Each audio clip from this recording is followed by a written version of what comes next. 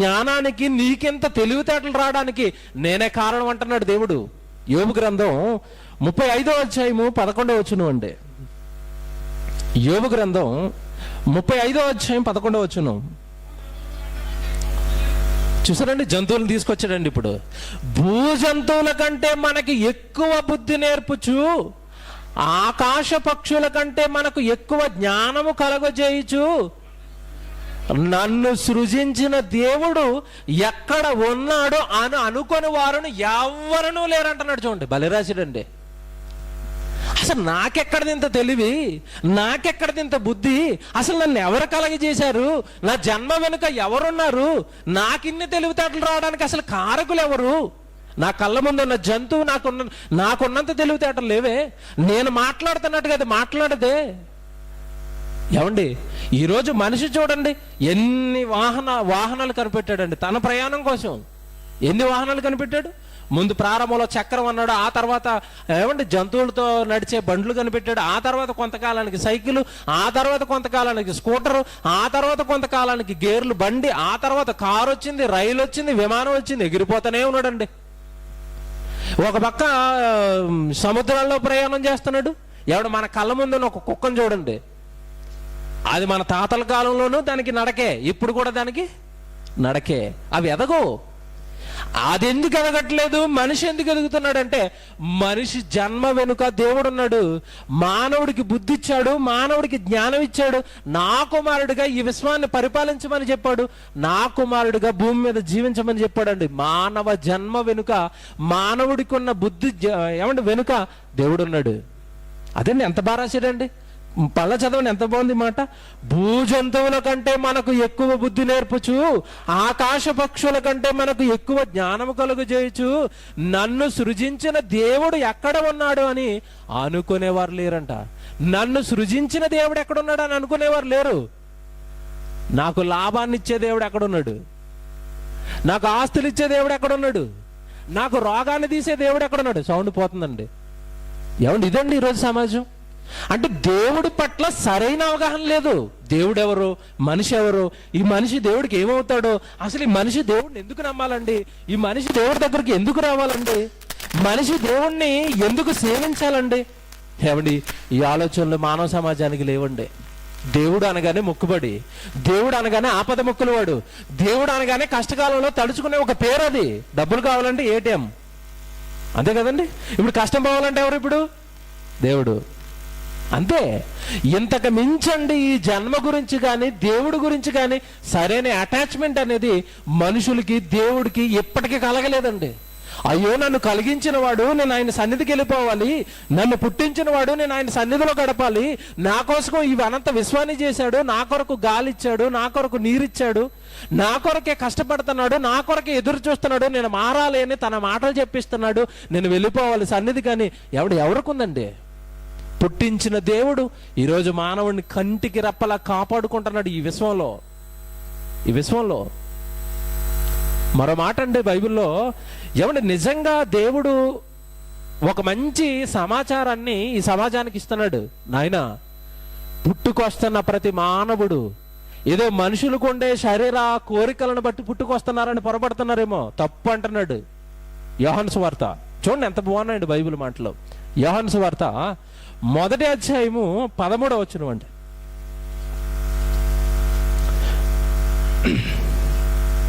యోహాను సువార్త 1వ అధ్యాయము 13వ వచనం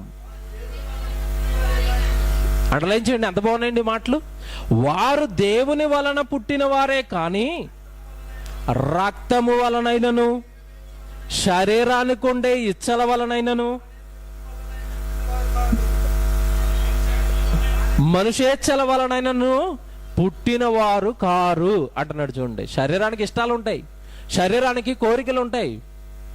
యవనంలో ఉన్న స్త్రీ పురుషులు ఇద్దరు వివాహం అనే బంధంతో ఒకటవుతున్నారు. ఆ శరీరానికి ఉండే ఆ కోరికల వలన పిల్లలు పుట్టేస్తున్నారు అనుకోవటం తప్పు. బైబిల్లో ఒక స్త్రీ ఉంటది, హన్నా, గొడ్రాలు అయిపోయింది, పిల్లలు లేరు. ఆ పిల్లలు లేనప్పుడు గట్టిగా ప్రార్థించిందండి దేవుడికి, నాకు ప్రభా నేను గొడ్రాలను అయిపోయాను, నాకు పిల్లలు కావాలి అన్నప్పుడు. మీరు మొదటి అధ్యాయం అంతా చదవండి, సమూయేలు మొదటి గ్రంథం మొదటి అధ్యాయం అంతా మీరు చదవండి. అక్కడ ఎల్కానా హన్నా అనే ఇద్దరు దంపతులు కనబడతారు. ఎప్పుడైతే ఈమెకి పిల్లలు లేరో ప్రార్థించగానే అక్కడ బైబిల్లో ఒక పదం ఉంటుంది. ఆ హన్నా ఎల్కానా ఒకటవుతున్నప్పుడు దేవుడు వారి జ్ఞాపకం చేసుకొనెను కనుక సమూయేలు వాళ్ళ గర్భంలో పుట్టాడు. వారిని జ్ఞాపకం చేసుకున్నాడు. ఎల్కానాను హన్నాను జ్ఞాపకం చేసుకున్నాడు అని ఉంటుందండి. అక్కడ జ్ఞాపకం చేసుకున్నాడు. సంసార జీవితంలో భార్య భర్తలు ఇద్దరు ఎన్నోసార్లు కలుస్తారండి, కానీ ఎప్పుడు ఆ గర్భాన్ని దేవుడు జ్ఞాపకం చేసుకుంటున్నాడు, ఎప్పుడు ఆ గర్భంలోకి ఒక కుమారుని కానీ ఒక కుమార్తెను కానీ ప్రవేశపెడుతున్నాడు అన్న సంగతి తెలీదు. రహస్యం. బైబిల్ అది కూడా చెప్పింది, నీ జన్మదినం రహస్యం. నువ్వెప్పుడు పుట్టావో నీ జన్మ ఏంటో నీకు తెలియదు నాయనా, నీ వెనుక నేనున్నాను. ఎలా అండి మానవ జన్మ వెనుక దేవుడు ఎలా ఉన్నాడని మీరు ఆలోచిస్తే, ఎవడు అందులో తల్లిదండ్రుల పాత్ర 10% అయితేనండి, మిగతా 90% పాత్ర ఎవరిది అనుకుంటున్నారు? దేవుడిది. ఈ రోజండి పిండోత్పత్తి శాస్త్రం అని ఈ పిండాల మీదే, ఈ పిండాల గురించి పరిశోధన చేయడానికి ఒక శాస్త్రం పుట్టింది, పిండోత్పత్తి శాస్త్రం. ఏమన్నా ఆ శాస్త్రం, ఏమన్నా ఆ శాఖ ఎప్పటికీ వాళ్ళ బుర్రకి అందని సంగతి ఒకటి ఉందండి, మీరు కావాలంటే చూడండి.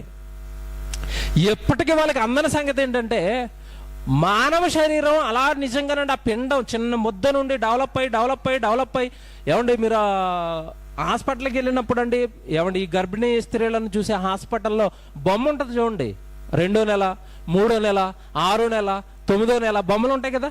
ఆ బొమ్మలు చూసినప్పుడు ఎలా ఉంటుందండి, రౌండ్ ఒక ముద్దగా ప్రారంభమైన మనిషి డెవలప్ అవుతున్నాడు 9 నెలలు 270 రోజులు. ఏమండి ఇప్పటికీ శాస్త్రానికి అంతు చిక్కని సంగతి ఏంటంటే, అసలు రక్తపు ముద్ద నుండి గట్టి పదార్థమైన ఈ ఎముకలు ఎలా ప్రారంభమవుతున్నాయి, ఆ రక్తపు ముద్ద నుండి గట్టి పదార్థమైన ఎముక అసలు ఎలా తయారవుతుంది, ఎప్పటికీ వాళ్ళు బుర్ర కొట్టుకుంటున్నారండి. ఎందుకు కొట్టుకుంటున్నారంటే, ఆ సంగతిని దేవుడు లాక్ చేశాడు. చూస్తారు బైబిల్ ప్రసంగి గ్రంథం. ఏమండి శాస్త్రాన్ని మించిన జ్ఞానం అండి దేవుడు మనకు నేర్పింది. కారణం ఏంటంటే, సృష్టికర్త రాయించిన పుస్తకం కనుక, మానవుల సృష్టి వెనక ఆయన ఉన్నాడు కనుక, ఈ మానవ సమాజానికి వాళ్ళ పుట్టుకకు సంబంధించిన వాళ్ళ దేహానికి సంబంధించిన ఎన్నో సంగతులు రాయించి పుస్తకంగా మన చేతిలో పెట్టాడు దేవుడు. నాన్న నేర్చుకోండి, మహాజ్ఞానం ఇది, మీరే జ్ఞానానికి వారసులు అవ్వాలి, మీరే చెప్పాలి ఈ ప్రపంచానికి. ఎందుకంటే ఈ ప్రపంచం అంతా నన్ను మర్చిపోయింది, భూమి మీద ఉన్న మానవులు అందరూ నన్ను మర్చిపోయారు, వాళ్ళ జన్మేంటో వాళ్ళకి తెలియదు అసలు. ప్రసంగి గ్రంథం 11వ అధ్యాయము 5వ వచనం అండి, చూడండి ఏమని రాస్తున్నాడు అక్కడ. చూలాలి గర్భమందు ఎముకలు ఏ రీతిగా ఎదుగునది అది నీకు తెలియదు అన్నాడా, తెలుస్తుంది అన్నాడా? నీకు తెలియదు అన్నాడు. ఎప్పటికీ చేతులు ఎత్తేసింది శాస్త్రం, మాకు తెలియదండి. చూలాలి గర్భమందు, ఏం రాస్తున్నాడండి బైబిల్, చూలాలి గర్భమందు ఎముకలు ఏ రీతిగా ఎదుగుతున్నాయో అది నీకు తెలియదు నాయనా, అది నా పని, నేను చేస్తున్నాను దాన్ని. నేనేస్తున్నాను ఎముకలు, నేనేస్తున్నాను కన్ను, నేనేస్తున్నాను ముక్కే, నేనేస్తున్నాను నరాలు, నేనేస్తున్నాను పేగులు, నేను పెడతాను గుండె, నేను పెడతాను ఊపిరితిత్తులు, అవయవాలు అన్నిటి గురించి రాసేసాడండి. బైబిల్ అంతా ఒకరోజు చదవలేం కదండి, ఒకే రోజు అన్ని సంగతులు చూపించలేం కదా. ప్రతి అవయవం గురించి రాస్తున్నాడు. ప్రతి అవయవం, నీ తల్లి గర్భంలో పుట్టుకొస్తున్నా నీకివ్వబడిన నీ దేహం ఉంది చూసేవు నాయన, ఆ దేహం వెనక కష్టం అంతా నాదేరా, నేనే చేశాను కన్ను, నేనే చేశాను కాలు. యోబు గ్రంథం చూడండి ఎంత మంచి మాటలు అండి. ఎవడు బైబిల్ ఎన్ని రోజులు చదివినా, ఎన్ని మాటలు చూపించినా తరగని మహాజ్ఞానాన్ని సంపదగా మన చేతుల్లో పెట్టాడండి. ఎవరికి తెలియవు ఇవి. యోబు గ్రంథం 10వ అధ్యాయం 8వ వచనం చూడండి. యోబు గ్రంథము 10వ అధ్యాయం 8వ వచనం అండి. నీ హస్త, ఎవడు భక్తుడికి తెలిసిపోయిందండి. ఎవడు యోబు గ్రంథం ఎప్పటిదండి, క్రీస్తుకు పూర్వం ఇంచుమించుగా 1500 సంవత్సరాల క్రితం అండి. అప్పటికి శాస్త్రం ఎక్కడదండి, శాస్త్రవేత్తలు ఎక్కడండి, అసలు సైన్స్ అన్న పదం లేదండి అప్పటికి. క్రీస్తుకు పూర్వం బ్రతికాడు, క్రీస్తుకు పూర్వం 1500 సంవత్సరాల క్రితం బ్రతికిన ఒక భక్తుడు చెప్తున్నాడు. ఇప్పుడు మనం క్రీస్తు శకంలోకి వచ్చేసాం అంటే ఇంచుమించుగా ఈయనకి మనకి 3500 సంవత్సరాల క్రితం చెప్పేశారండి ఈ మాట. ఏమన్నాడు తెలుసా, మానవులారా మనిషిని ఆయన నాకేవ్వబడినా నా దేహం ఉంది చూశారు, నా దేహం వెనకాల ఒక మహాశక్తి ఉందని చెప్పుకొస్తున్నాడు ఇక్కడ. ఏమంటున్నాడు? నీ హస్తములు నాకు అవయవ నిర్మాణం చేశాయి. చూసారండి ఏం మాట అండి అది? నా అవయవాలు నిర్మాణం చేసింది నీవు తండ్రి. పరలోకంలో నా దేవుడమైన నీవు చేసావు నాకు అవయవాలు. మా నాన్న చేయలేదు, మా అమ్మ చేయలేదు నాకు గుండె, మా నాన్న చేయలేదు నాకు కన్నే, మా తల్లి చేయలేదు నాకు ఎముకలు. వీటి నిర్మాణకుడు, వీటి సృష్టికర్త నీవు తండ్రి అంటున్నాడు. ఏం రాశాడండి బైబిల్? నీ హస్తములో నాకు అవయవ నిర్మాణం చేశాయి అని. తర్వాత చూడండి ఏమంటాడు, ఇంకా అలా మీరు కిందకి వెళ్ళిపోతే, జిగటమన్నుగానున్న నన్ను నీవు నిర్మించితివి, ఆ సంగతి నన్ను జ్ఞాపకం చేసుకొనుము. 10వ వచనానికి వెళ్దామండి డైరెక్ట్ గా. 10వ వచనం, ఒకడు పాలు పోసినట్లు నీవు నన్ను పోసితివి కదా, జున్నుగడ్డ ఒకడు పేరబెట్టినట్లు నీవు నన్ను పేరబెట్టితివి కదా. ఏంటంటే ఆ పోలికలు ఏంటండి, ఆ మాటలు ఏంటండి? జున్నుగడ్డ పేరబెట్టినట్లు నువ్వు నన్ను పేరబెట్టావు తల్లి గర్భంలో అంటున్నాడు. ఏమంటే జున్ను గురించి ఎంతమంది తెలుసు చెప్పండి? జున్ను ఎలా ఉంటుంది? గట్టిగా ఉంటుందా, పలచగా ఉంటుందా? గట్టిగా ఉంటుంది, ముద్దది. అసలు ముద్ద ఎలా వచ్చింది చెప్పండి? గట్టి ముద్ద ఎలా వచ్చింది చెప్పండి? అది ఎక్కడి నుంచి ప్రారంభమైంది? జున్ను పాల నుండి. పాలు ఎలా ఉంటాయి? పలచగా. దాన్ని మరగబెట్టగా మరగబెట్టగా మరగబెట్టగా మురిపాలు మరిగి మరిగి మరిగి గడ్డవుతాయి. దేవుడు ఏం పోలికి తీసుకున్నాడు తెలుసండి? జున్నుగడ్డ ఒకడ పేరబెట్టినట్లు తల్లి గర్భంలో రక్తపు ముద్దగా పడిన నిన్ను నేను పేరబెట్టింది, నేను నిన్ను గట్టిగా చేసింది, నేను నీకు దేహాన్ని ఇచ్చింది. ఎందుకు వాడతాను ఆ దేహం? నేనిచ్చింది అది. ఎందుకు వాడతాను ఆ దేహాన్ని? నేనిచ్చాను నీకు కన్ను. ఎందుకు వాడతాను ఆ కన్ను? నా వాక్యం చదువుతున్నావా? నా వైపు ఏమైనా ఆకాశం వైపు కన్నులెత్తి పరలోకం అందన నా తండ్రి అని అంటున్నావా? నేనిచ్చాను నోరు. ఏ మాటలు మాట్లాడుతున్నావు? నా గురించి ఏమైనా మాట్లాడుతున్నావా? దేవుడు అడిగే ప్రశ్నలు అండి ఇవన్నీ. మీరు అలా కిందకి వెళ్ళిపోతే ప్రతి అవయవాన్ని ఎక్స్ప్లెయిన్ చేసుకుంటూ వెళ్ళిపోతాడండి. నిజంగా వాటి వండర్ఫుల్ అండి. మీరు అలా కిందకి వెళ్ళేసరికి చర్మముతోను మాంసముతోను నీవు నన్ను కప్పితివి, ఎముకలతోను నరములతోను నీవు నన్ను సంధించితివి. ఏమండి ఇప్పుడు మనకంటే ఎక్స్రే వచ్చింది, స్కానింగ్ వచ్చింది కనుక ఏమండి ఎక్స్రే చేసి లోపల ఎముకుందా నరం ఉందా అని ఇప్పుడు స్కానింగ్ చేసుకుంటున్నాం మనం. ఆయనకి ఎక్కడదండి స్కానింగ్? ఆలోచించారా? యోబు గారికి ఎక్కడదండి స్కానింగ్? లోపల నరాలు ఉన్నాయన్న సంగతి ఆయనకి ఎలా తెలుసు? లోపల ఎముకలు ఉన్నాయన్న సంగతి ఎలా తెలుసు? ఆ రెండు కట్టబడ్డాయి. సంధించడం అంటే కట్టేశాడు రెండు. ఎలా తెలుసండి ఇవన్నీ? జ్ఞానం దేవుడు పలికిస్తున్నాడండి. ఆయన దేహం గురించి దేవుడు చెప్పేశాడండి. ఆయన నీ దేహం ఎలా ఉంది ఎవరికి తెలుసండి? ఇవన్నీ ఎవరికి తెలుసు? నరాలు చూస్తే ఆశ్చర్యపోతామండి. మన తల వెంట్రుకను చూశారు? ఈ తల వెంట్రుక సైజులో ఏమండి ఈ బ్రెయిన్లో నరాలు ఉన్నాయి, ఆ లోపల నుంచి రక్తం వెళ్తూ ఉంటుంది. ఈ తల వెంట్రుక సైజ్ అండి. అప్పుడప్పుడు అవే క్లాట్ అయిపోతాయి, బ్రెయిన్ ట్యూమర్ వస్తుంది, బ్రెయిన్ అంతా పనిచేయదండి. దేవుడు సృష్టి అండి ఇదంతా. దేవుని పిల్లలారా, అంటే పలుకుతున్న ప్రతి మాటలో, రాయబడుతున్న ప్రతి మాటలో కూడా ఆశ్చర్యం చూడండి. ఆశ్చర్యం కదండి. ఎముకలు నేను చేశాను, నరాలు నేను చేశాను, మాంసం నేను చేశాను, చర్మం నేను చేశాను. మాంసం వేరు, చర్మం వేరు, తెలుసు కదండి. రెండు చెప్తున్నాడు చూడండి. అక్కడ మాంసం లోపల ఉంటుంది, చర్మం పైన ఉంటుంది. ఏంటండి ఈ వర్ణన ఏంటండి? అంటే ఇప్పటి వరకు చెప్పింది నేను ఏంటంటే, పుట్టుకొస్తున్న ప్రతి మానవుడి వెనుకాల ఎవరుంటున్నారు? ఇప్పుడు దేవుడు ఉన్నాడు. పుట్టుకొస్తున్న ప్రతి దేహం వెనుక ఎవరు కనపడుతున్నారంటే దేవుడు కనపడుతున్నాడు. ఇక్కడ వరకు బాగుందండి. అసలు ఈ దేహాలను ఇంత కష్టపడి 270 రోజులు కంటికి రెప్పల ఆ తల్లి చూలాలి గర్భాన్ని చూసుకొని ఆ బిడ్డను నిర్మించి భూమి మీదకి ఒక రోజు పంపించి ఎందుకు ఎంత కష్టపడి దేవుడు ఒక అతనికి జన్మనిస్తున్నాడు? ఇది విషయం ఇప్పటి నుంచి. అసలు ఈ జన్మ వెనుక, ఈ జన్మనిస్తున్న దేవుడికి ఏమైనా ఆలోచనలు ఉన్నాయా? ఈ జన్మ వెనుక, ఈ జన్మను కలిగిస్తున్న దేవుడి సంకల్పం ఏంటి అసలు?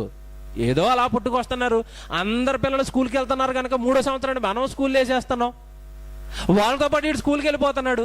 ఆ తర్వాత 10th క్లాస్ అయిపోతుంది, ఇంటర్మీడియట్ అయిపోయింది, డిగ్రీ అయిపోయింది, టెక్కలు అయిపోయింది, ఎంటెక్లు, బీటెక్లు. ఆ తర్వాత ఉద్యోగానికి వెళ్ళిపోయాడు. ఆ తర్వాత కొంతకాలానికి పెళ్ళి అయిపోయింది. ఆ తర్వాత వాడు పిల్లల్ని కన్నాడు. ఆ తర్వాత వాడు కొంతకాలానికి ముసలి అయిపోయాడు, చనిపోయాడు, ఈ లోకం అయిపోయింది వాడికి. ఇంతేనా జీవితం? అసలు ఇందుకేనా దేవుడు ఇంత కష్టపడి చర్మం, మాంసం, నరాలు ఎవడు చూలాలి గర్భంలో కష్టపడి ఈ దేహాన్ని కట్టింది దేవుడు? ఇందుకేనా? అసలు ఏంటి అసలు జన్మ వెనుక? అసలు జన్మ వెనుక దేవుడు కొన్ని ఆలోచనలు ఏంటి? జన్మ వెనుక దేవుడు మనిషికి చెప్పాలనుకుంటున్న సంకల్పం ఏంటని మనం ఆలోచించగలిగితే ఒక మహాభక్తురాలు మనకు కనపడుతుందండి బైబిల్లో. ఆమెకి ఇందాక మీకు సంగతి చెప్పాను కదా, ఆమె ఎలా గొడ్రాలో ఇప్పుడు మనం చెప్తున్న ఆమె కూడా గొడ్రాలేనండి. పాపం పిల్లలు లేరు. సంసోనును కంటన్న తల్లి. ఏమండి, ఈవిడ ఒక ప్రార్థన చేస్తుందండి బైబిల్లో, దేవుడిని అడుగుతుందండి. నిజంగా ఈరోజు భూమి మీద పిల్లల్ని కన్న ప్రతి తల్లిదండ్రులు ఇలాగే అడగాలండి దేవుడిని. ఏమని అడుగుతుందో తెలుసా? ఒకసారి బైబిల్ చూడండి, న్యాయాధిపతుల గ్రంథం 13వ అధ్యాయం అండి. ఇక్కడే సంసోను తల్లిదండ్రులు కనపడతారు, సంసోను జననం మనకు కనపడుతుంది. ఏమంటే ఆ సంసోను తర్వాత దేవుడి కొరకు ఎంత బాగా వాడబడ్డాడో, దేవుడిని గొప్పగా ఎంత గొప్పగా భూమి మీద మహిమపరిచాడో మనకు తెలుసు సంసోను చరిత్ర. అయితే సంసోను పుట్టక మునుపు తల్లిదండ్రుల ఆలోచనలు మీరు చూడాలి. ఏమండి, బిడ్డను కలబోతున్న, బిడ్డలను కనడానికి సిద్ధంగా ఉన్న ప్రతి తల్లిదండ్రులకి ఇది ఒక మేలుకొల్పండి వీళ్ళ జీవితం. సంసోను పుట్టక మునిపే వీళ్ళు ఏం అడుగుతున్నారో మీరు చూడాలి.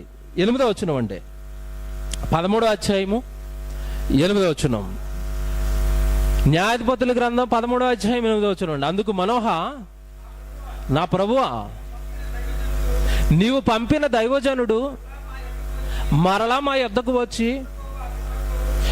పుట్టబోవు ఆ బిడ్డకు, అండర్లైన్ చేయండి ఇది, పుట్టబోవు ఆ బిడ్డకు మేము ఏమి చేయవలెనో దానిని మాకు నేర్పునట్లు దయచేయమని యెహోవాను వేడుకొనగా. వాట్ ఏ వండర్ఫుల్ ప్రేయర్ అండి ఇది. బిడ్డ లేడండి అప్పటికి, బిడ్డను అడిగారు, దేవుడు ఇస్తానని చెప్పాడు. ఇస్తానని చెప్పిన తర్వాత వీళ్ళు అడుగుతున్నారు దేవుడిని, అయ్యా మాకు బిడ్డను ఇస్తానంటున్నావు కదా, మాకు కుమారుని ప్రసాదిస్తానంటున్నావు కదా, వాడికి మేము ఏం చెయ్యాలో మాకు నేర్పు తండ్రి. ఏం చేస్తారు బిడ్డకి? మనమైతే ఏం చేస్తాం చెప్పండి? 1వ బర్త్డే, 2వ బర్త్డే, 3వ బర్త్డే, 3వ బర్త్డే తర్వాత అని స్కూల్లో వేసేస్తాం బ్యాగ్ వేసి. ఇది కదండి మనం చేసేది. లోకజ్ఞానం, లోకజ్ఞానం, లోకం, లోకం, వ్యాపారం, ఉద్యోగాలు, చదువులు, పెళ్ళిళ్ళు, పిల్లలు, ఇంతకు మించి మానవుడు ఇంకేం ఆలోచిస్తున్నాడు చెప్పండి? దేవుని పిల్లలారా, ఈ తల్లిదండ్రులు అడుగుతున్నారండి మనోహ దంపతులు దేవుడిని, మాకు బిడ్డనిస్తానంటున్నావు కదా ప్రభువా, మేము వాడికి ఏమి నేర్పాలో మాకు చెప్పు. ఎందుకంటే నువ్వు ఇస్తున్న బిడ్డలు నీ బిడ్డలు, వాడిని తిరిగి నీ కొరకు పెంచాలి. మేము పెంచాలి అంటే వాడు అసలు ఎందుకు పుడుతున్నాడో మాకు తెలియాలి. బాగా వినాలండి, వాట్ ఏ వండర్ఫుల్ నాలెడ్జ్ అండి వాళ్ళది. బిడ్డ పుట్టాడు అంటే ఊరకనే పుట్టాడు, అది వాళ్ళకి తెలిసిపోయింది. ఒక జన్మ భూమి మీద కలిగిందంటే ఊరకనే కలగదు, ఆ జన్మ వెనక జన్మనిస్తున్న దేవుడికి ఏదో సంకల్పం ఉంటుంది. ఏంటి తండ్రి అది?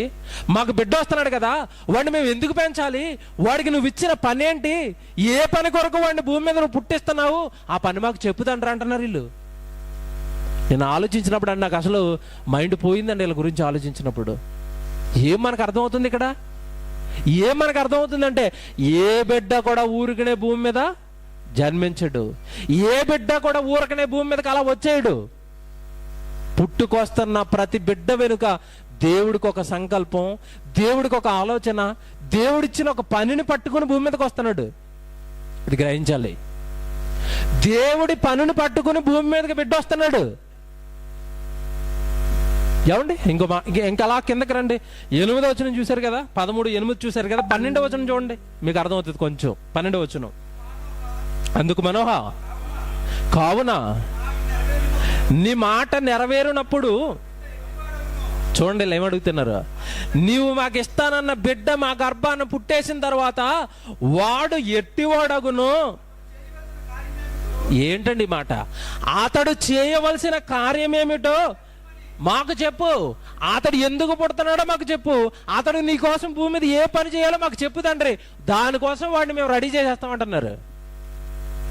మీరు ఆలోచించారా? ఎప్పుడైనా మన బిడ్డల విషయంలో మనం ఇలా ఆలోచించామా?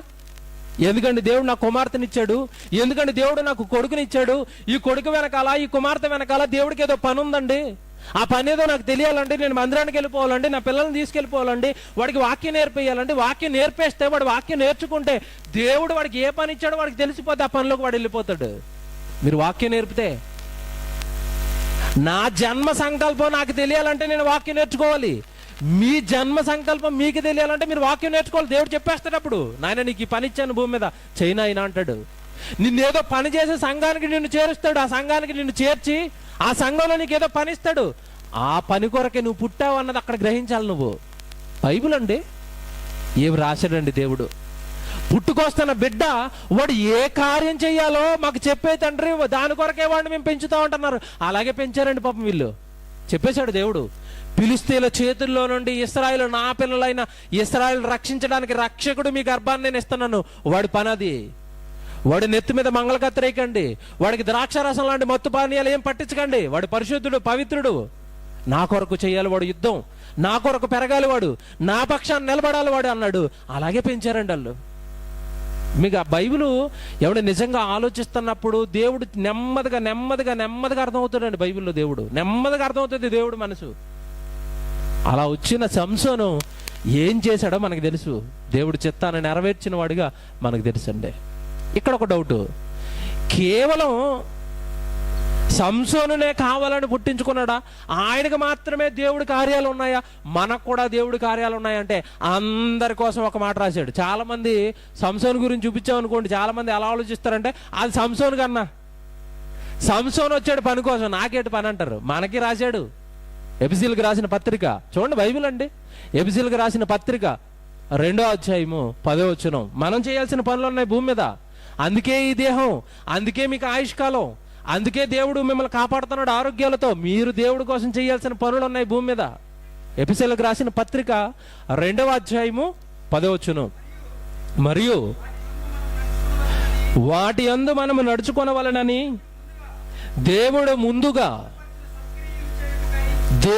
ముందుగా సిద్ధపరిచిన సత్క్రియలు. ఎవడు ముందు క్రియలా జన్మ చెప్పండి. ఇప్పుడు ముందుగా సిద్ధపరిచిన సత్క్రియలు, ఆ క్రియలకు సరిపడా కాలం, ఆ క్రియలకు ఎవడైతే సరిపోతాడో వాడికి జన్మ. బాగా ఆలోచించాలి బైబిల్ మీరు. మనతో పాటు మన తండ్రి గర్భం నుండి కొన్ని కోట్ల మందిగా మనం బయలుదేరాం ఆనాడు. కోట్ల మందిని కాదనుకున్నాడు, నేల రాల్చాడు.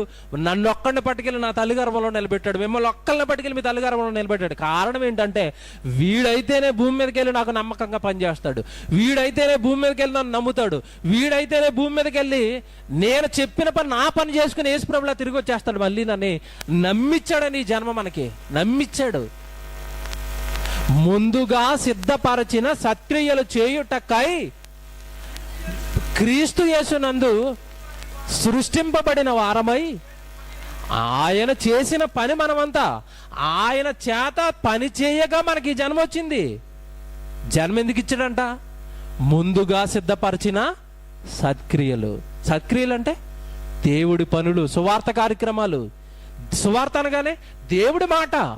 ఈ దేవుడి మాట నువ్వు నేర్చుకున్న సమాజంలోకి వెళ్ళి ఏమంటే ఈ సంగతులన్నీ తెలియక అబద్ధంలో, అజ్ఞానంలో కొట్టు మిట్టాడుతున్న ఈ సమాజాన్ని మేల్కొల్పుతారని ఏమండి జన్మలు ప్రసాదించాడండి దేవుడు మనకి.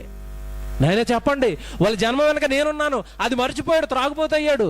వాళ్ళ జన్మ వెనుక నేనున్నాను, వాడు మర్చిపోయాడు, తిరిగిపోతయ్యాడు. వాడి జీవితాన్ని పొడుచుకుంటున్నాడు, వాడి జీవితాన్ని నాశనం చేసుకుంటున్నాడు. తద్వారా రకరకాల రోగాలకు బానిసై ఏమండి ఎంత దారుణంగా చచ్చిపోతున్నారో మనకు తెలుసండి. టీవీలో యాడ్లు వస్తూ ఉంటాయి. టీవీలో యాడ్ అండి ఏమంటే నిజంగా ఫేమస్ అయిపోయింది, ప్రతి చోట అదే యాడ్ అండి. ఏదో అంటాడండి, నా పేరు డేవిడా ఏదో అని అనుకుని వస్తాడు తెర మీదకి, అడ్వర్టైజ్మెంట్. సగం నోరు ఉండదు. ఏమయ్యా అయిపోయిందంటే నేను బాగా గుట్కాలు తిన్నాను, నోరు అంతా పాడైపోయింది, ఇదిగో ఆపరేషన్ అయిపోయింది, నేను ఏం తినలేను ఇప్పుడు. ఎందుకు అలాగైపోయాడు? దేవుడు కుమారుడు. ఎందుకు అలాగైపోయాడు? తల్లి గర్భంలో దేవుడు కావాలని పుట్టించుకున్న కుమారుడు ఎందుకు అలాగైపోయాడు? వాడి వెనుక దేవుడు ఉన్నాడన్న సంగతి మర్చిపోయి ఇలాగది వాడు మత్తుకు బానిసయ్యాడు. జీవితం నాశనం అయిపోయింది, క్యాన్సర్, చచ్చిపోతున్నారు. ఏంటారు ఈ జీవితాలు? ఏంటి మానవులు అసలు? వీళ్ళకి ఏమండి జన్మనే ఒకవేళ అండి దేవుడి వరకు ఆలోచనలు వద్దండి, తన శరీరాన్ని తను చూసుకుంటానండి, తన శరీరం గురించి తను ఆలోచిస్తే చాలండి దేవుడు గుర్తొస్తాడండి. పోస్ట్ మార్టం చేసిన వీడియోలు చూడండి, యూట్యూబ్లో ఉంటాయి. పోస్ట్ మార్టం చేస్తున్నప్పుడు వీడియోలు చూస్తే మళ్ళీ అన్నం తినరు మీరు. లోపల అంతటి భయంకరంగా సెట్ చేసి పెట్టాడండి ఈ సిస్టమ్ అంతా. పేగులు, గుండె, ఊపిరితిత్తులు.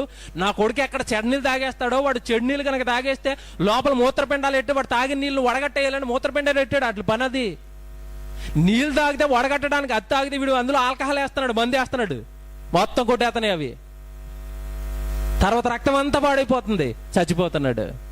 ఊపిరండి, ఊపిరిని వడగట్టడానికి ఊపిరితిత్తులు పెడితే గాలి పీల్చుకోవాల్సిన వీడు పొగ పీల్చుకుంటున్నాడు, సిగరెట్.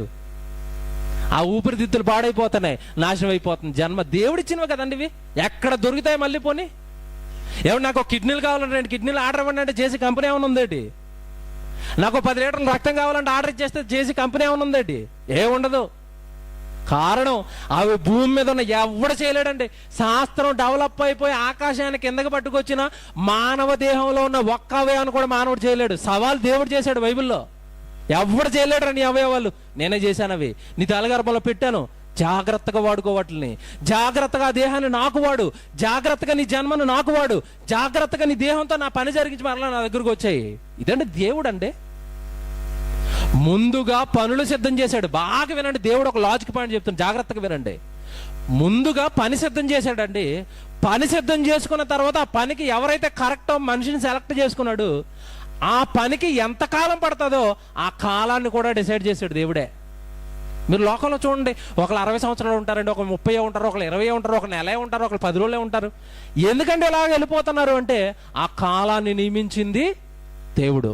చూస్తారన్నమాట. మీరు ఎంతో చదువుకున్నదే కీర్తనల గ్రంథం 139వ కీర్తన 16వ వచనం అండి.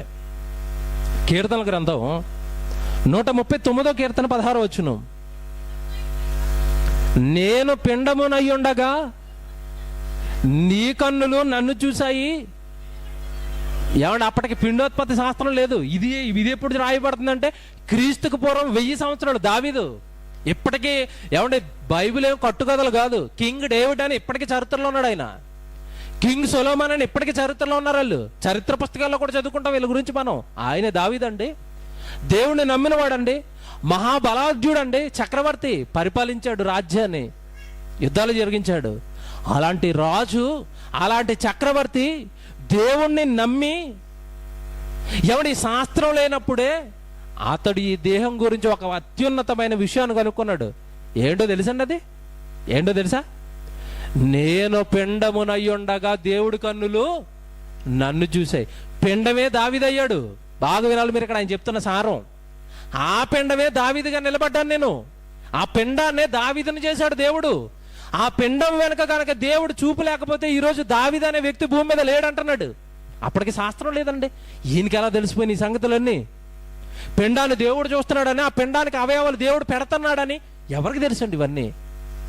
దావీదు అంటున్నాడు, నేను పిండమునయ్యుండగా తండ్రి నీ కన్నులు నన్ను చూశాయి, అందుకే నాకు అవయవాలు వచ్చాయి, అందుకే దావీదుగా నేను భూమి మీదకి వచ్చాను అని ఆ తర్వాత ఈ ప్రపంచానికి అవసరమైన ఒక సంగతి చెప్తున్నాడండి. చూడండి తర్వాత వచనం. నియమింపబడిన దినములలో అన్నాడు. చూడండి, ఇది అండర్లైన్ చేయండి. మోస్ట్ ఇంపార్టెంట్ పాయింట్ అండి ఇది.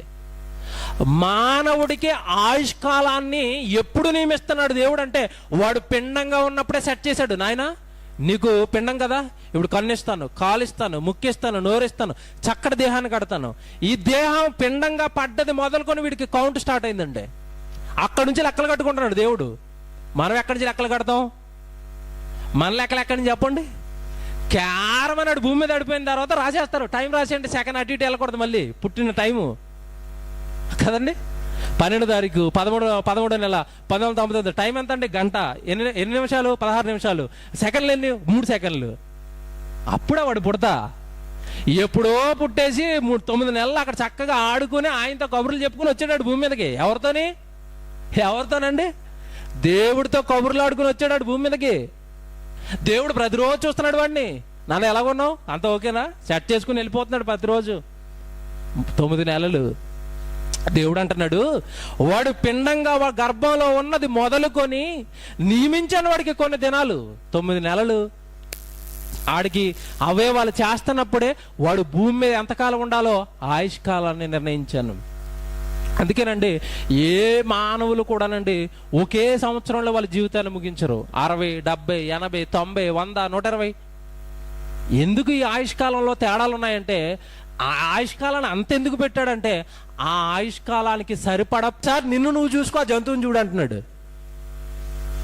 ఏమంటే జంతువులు చూడండి, పక్షులను చూడండి, మీరు దేన్నైనా చూడండి, పశువుల్లో చూడండి, క్రూర మృగాల్లో చూడండి, ఏమంటే దేనికి మనకున్న తెలివితేటలు లేవండి? ఉన్నాయా? నక్కలు ఎప్పటికీ ఎక్కడుంటాయి చెప్పండి? మన తాతల కాలంలో, మన పూర్వీకుల కాలంలో నక్కలు ఎక్కడ కాపురం చేసాయి? బొరియలు. ఇప్పుడు నక్కలు ఎక్కడ కాపురం చేస్తాయి? బొరియలు. మన తాతలు ఒకప్పుడు ఎక్కడ కాపురం చేశారు చెప్పండి? స్లాపుల్లోనా? అపార్ట్మెంట్స్లోనా? కాదే. చిన్న పూరుగుడు చేసుకుని పైన తాటాకులు వేసుకుని లేదంటే కొబ్బరాకులు వేసుకుని లేదంటే గడ్డి వేసుకుని అలా జీవనం ప్రారంభించిన మన పూర్వీకులు ఏమన్నా మన దగ్గరకు వచ్చేసరికి ఏంటండి ఈ నాలెడ్జ్? పూరిపాకు వెళ్ళిపోయింది, తర్వాత ఏమన్నా కర్రలతో కట్టారు, అది వెళ్ళిపోయింది. కొంతకాలానికి పెంకేశారు, పెంకులు ఎగిరిపోయినాయి. ఇప్పుడు స్లాబ్ వచ్చింది, ఒక స్లాబ్. ఆ తర్వాత పైన ఒక ఫ్లోర్ వేసాడు. ఏమండి ఈరోజు ఆకాశాన్ని అంటే హర్యానాలో నిర్మిస్తున్నాడు. ఎక్కడిది నీకు ఈ బుద్ధి, ఎక్కడిది నీకు ఈ జ్ఞానం అంటే బైబిల్లో దేవుడు రాశాడండి. యోబు గ్రంథం చూడండి ఎంత బాగుంటాయి దేవుడి మాటలు. ఈ బుద్ధికి, జ్ఞానానికి, నీకెంత తెలివితేటలు రావడానికి నేనే కారణం అంటున్నాడు దేవుడు. యోబు గ్రంథం 35వ అధ్యాయము 11వ వచనం అండి. యోబు గ్రంథం 35వ అధ్యాయం 11వ వచనం.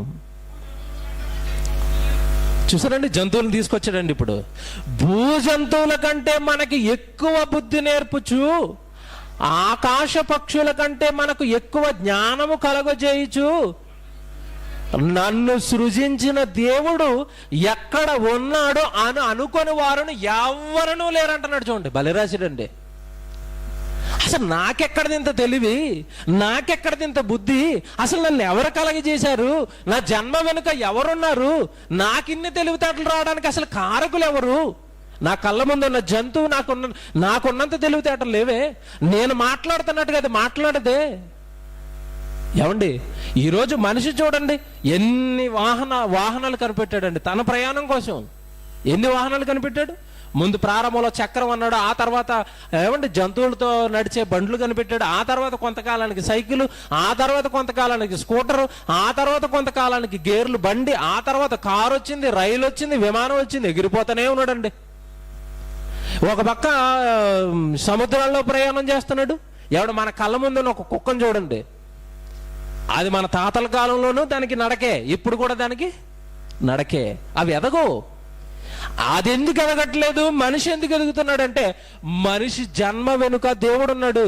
మానవుడికి బుద్ధి ఇచ్చాడు, మానవుడికి జ్ఞానం ఇచ్చాడు. నా కుమారుడిగా ఈ విశ్వాన్ని పరిపాలించమని చెప్పాడు, నా కుమారుడిగా భూమి మీద జీవించమని చెప్పాడండి. మానవ జన్మ వెనుక, మానవుడికి ఉన్న బుద్ధి ఏమంటే వెనుక దేవుడు ఉన్నాడు. అదండి ఎంత బాగా రాశాడండి. పళ్ళ చదవండి ఎంత బాగుంది మాట. భూజంతువుల కంటే మనకు ఎక్కువ బుద్ధి నేర్పుచు, ఆకాశ పక్షుల కంటే మనకు ఎక్కువ జ్ఞానము కలుగు చేయొచ్చు, నన్ను సృజించిన దేవుడు ఎక్కడ ఉన్నాడు అని అనుకునేవారు లేరంట. నన్ను సృజించిన దేవుడు ఎక్కడున్నాడు అని అనుకునేవారు లేరు. నాకు లాభాన్ని ఇచ్చే దేవుడు ఎక్కడున్నాడు, నాకు ఆస్తులు ఇచ్చే దేవుడు ఎక్కడున్నాడు, నాకు రోగాన్ని తీసే దేవుడు ఎక్కడున్నాడు. సౌండ్ పోతుందండి. ఏమండి ఇదండి ఈరోజు సమాజం. అంటే దేవుడి పట్ల సరైన అవగాహన లేదు. దేవుడు ఎవరు, మనిషి ఎవరు, ఈ మనిషి దేవుడికి ఏమవుతాడో, అసలు ఈ మనిషి దేవుడిని ఎందుకు నమ్మాలండి, ఈ మనిషి దేవుడి దగ్గరికి ఎందుకు రావాలండి, మనిషి దేవుణ్ణి ఎందుకు సేవించాలండి? ఏమండి ఈ ఆలోచనలు మానవ సమాజానికి లేవండి. దేవుడు అనగానే మొక్కుబడి, దేవుడు అనగానే ఆపద మొక్కులవాడు, దేవుడు అనగానే కష్టకాలంలో తడుచుకునే ఒక పేరు. అది డబ్బులు కావాలంటే ఏటీఎం, అంతే కదండి. ఇప్పుడు కష్టం పోవాలంటే ఎవరు? ఇప్పుడు దేవుడు. అంతే. ఇంతకు మించండి ఈ జన్మ గురించి కానీ దేవుడి గురించి కానీ సరైన అటాచ్మెంట్ అనేది మనుషులకి దేవుడికి ఎప్పటికీ కలగలేదండి. అయ్యో నన్ను కలిగించిన వాడు నేను ఆయన సన్నిధికి వెళ్ళిపోవాలి, నన్ను పుట్టించిన వాడు నేను ఆయన సన్నిధిలో గడపాలి, నా కోసం ఇవి అనంత విశ్వాన్ని చేశాడు, నా కొరకు గాలి ఇచ్చాడు, నా కొరకు నీరిచ్చాడు, నా కొరకే కష్టపడుతున్నాడు, నా కొరకే ఎదురు చూస్తున్నాడు, నేను మారాలి అని తన మాటలు చెప్పిస్తున్నాడు, నేను వెళ్ళిపోవాలి సన్నిధి. కానీ ఎవరికుందండి? పుట్టించిన దేవుడు ఈరోజు మానవుడిని కంటికి రెప్పలా కాపాడుకుంటున్నాడు ఈ విశ్వంలో. మరో మాట అండి బైబిల్లో, ఏమంటే నిజంగా దేవుడు ఒక మంచి సమాచారాన్ని ఈ సమాజానికి ఇస్తున్నాడు. నాయన పుట్టుకొస్తున్న ప్రతి మానవుడు ఏదో మనుషులకు ఉండే శరీర కోరికలను బట్టి పుట్టుకొస్తున్నారని పొరపడుతున్నారేమో, తప్పు అంటున్నాడు. యోహాను సువార్త చూడండి ఎంత బాగున్నాయండి బైబిల్ మాటలో. యోహాను సువార్త 1వ అధ్యాయము 13వ వచనం అండి.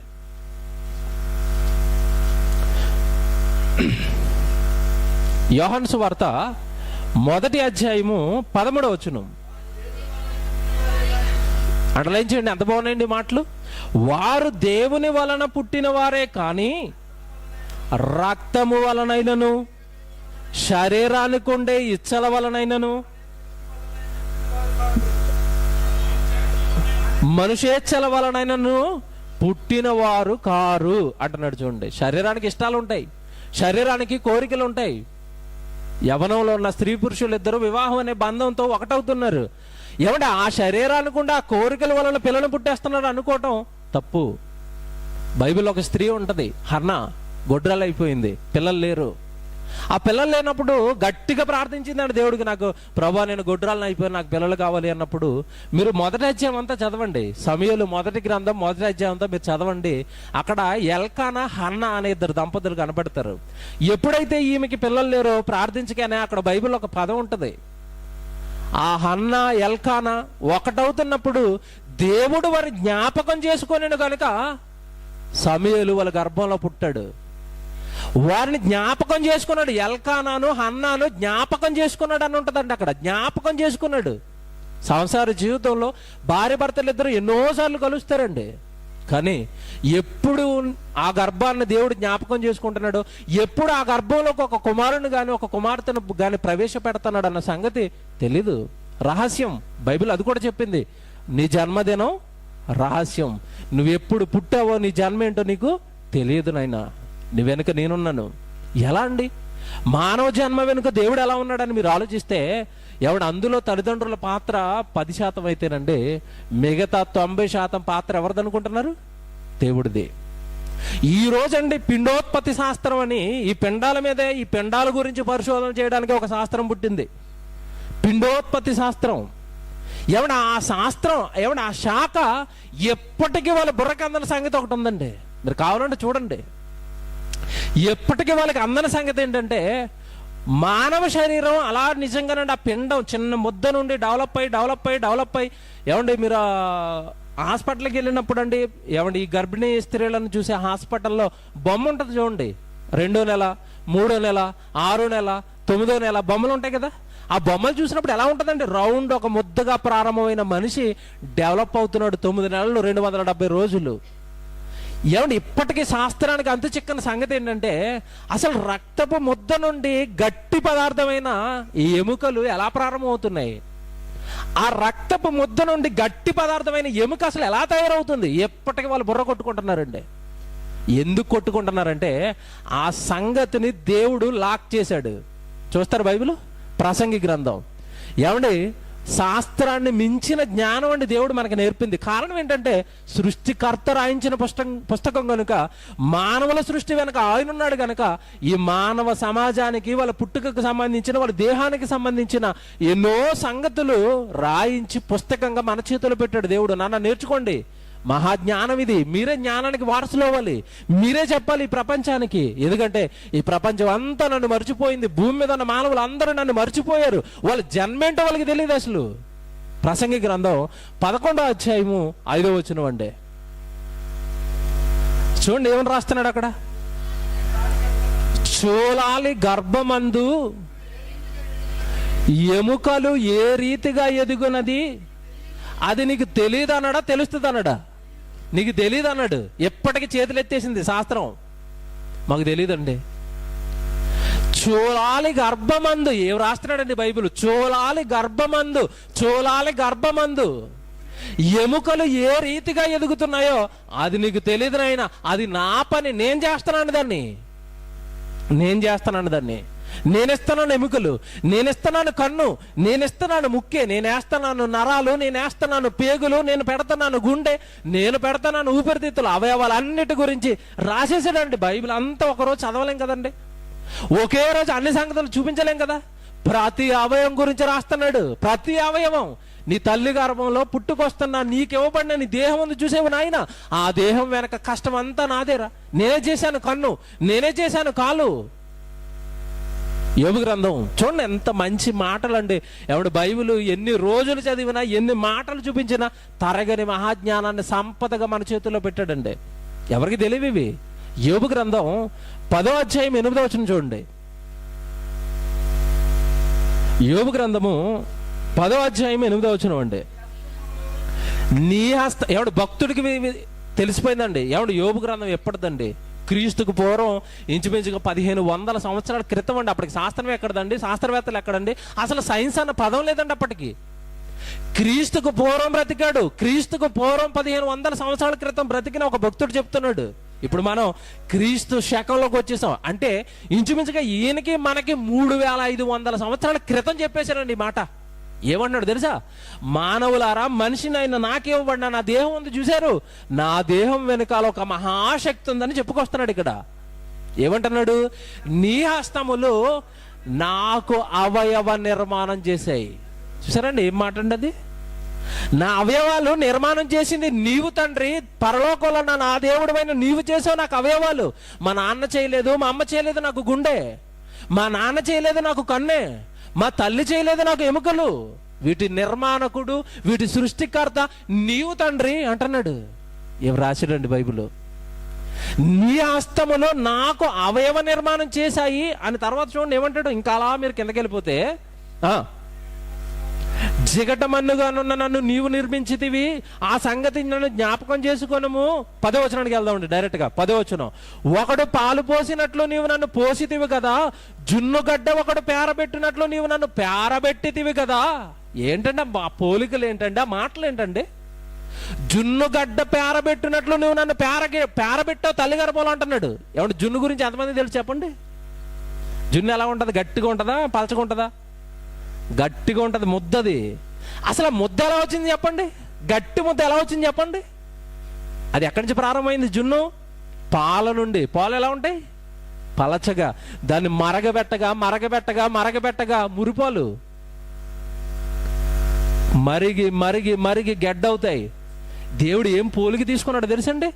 జున్ను గడ్డ ఒకడ పేరబెట్టినట్లు తల్లి గర్భంలో రక్తపు ముద్దగా పడిన నిన్ను నేను పేరబెట్టింది, నేను నిన్ను గట్టిగా చేసింది, నేను నీకు దేహాన్ని ఇచ్చింది. ఎందుకు వాడతాను ఆ దేహం? నేనిచ్చింది అది. ఎందుకు వాడతాను ఆ దేహాన్ని? నేనిచ్చాను నీకు కన్ను. ఎందుకు వాడతాను ఆ కన్ను? నా వాక్యం చదువుతున్నావా? నా వైపు ఏమైనా ఆకాశం వైపు కన్నులెత్తి పరలోకం అందన నా తండ్రి అని అంటున్నావా? నేనిచ్చాను నోరు. ఏ మాటలు మాట్లాడుతున్నావు? నా గురించి ఏమైనా మాట్లాడుతున్నావా? దేవుడు అడిగే ప్రశ్నలు అండి ఇవన్నీ. మీరు అలా కిందకి వెళ్ళిపోతే ప్రతి అవయవాన్ని ఎక్స్ప్లెయిన్ చేసుకుంటూ వెళ్ళిపోతాడండి. నిజంగా వాటి వండర్ఫుల్ అండి. మీరు అలా కిందకి వెళ్ళేసరికి చర్మముతోనూ మాంసముతోనూ నీవు నన్ను కప్పితివి, ఎముకలతోనూ నరములతోనూ నీవు నన్ను సంధించితివి. ఏమండి ఇప్పుడు మనకంటే ఎక్స్రే వచ్చింది, స్కానింగ్ వచ్చింది కనుక ఏమండి ఎక్స్రే చేసి లోపల ఎముకుందా నరం ఉందా అని ఇప్పుడు స్కానింగ్ చేసుకుంటున్నాం మనం. ఆయనకి ఎక్కడదండి స్కానింగ్? ఆలోచించారా? యోబు గారికి ఎక్కడదండి స్కానింగ్? లోపల నరాలు ఉన్నాయన్న సంగతి ఆయనకి ఎలా తెలుసు? లోపల ఎముకలు ఉన్నాయన్న సంగతి ఎలా తెలుసు? ఆ రెండు కట్టబడ్డాయి. సంధించడం అంటే కట్టేశాడు రెండు. ఎలా తెలుసు అండి ఇవన్నీ? జ్ఞానం దేవుడు పలికిస్తున్నాడండి. ఆయన దేహం గురించి దేవుడు చెప్పేశాడండి. ఆయన నీ దేహం ఎలా ఉంది ఎవరికి తెలుసు అండి ఇవన్నీ? ఎవరికి తెలుసు? నరాలు చూస్తే ఆశ్చర్యపోతామండి. మన తల వెంట్రుకను చూశారు? ఈ తల వెంట్రుక సైజులో ఏమండి ఈ బ్రెయిన్లో నరాలు ఉన్నాయి, ఆ లోపల నుంచి రక్తం వెళ్తూ ఉంటుంది. ఈ తల వెంట్రుక సైజ్ అండి.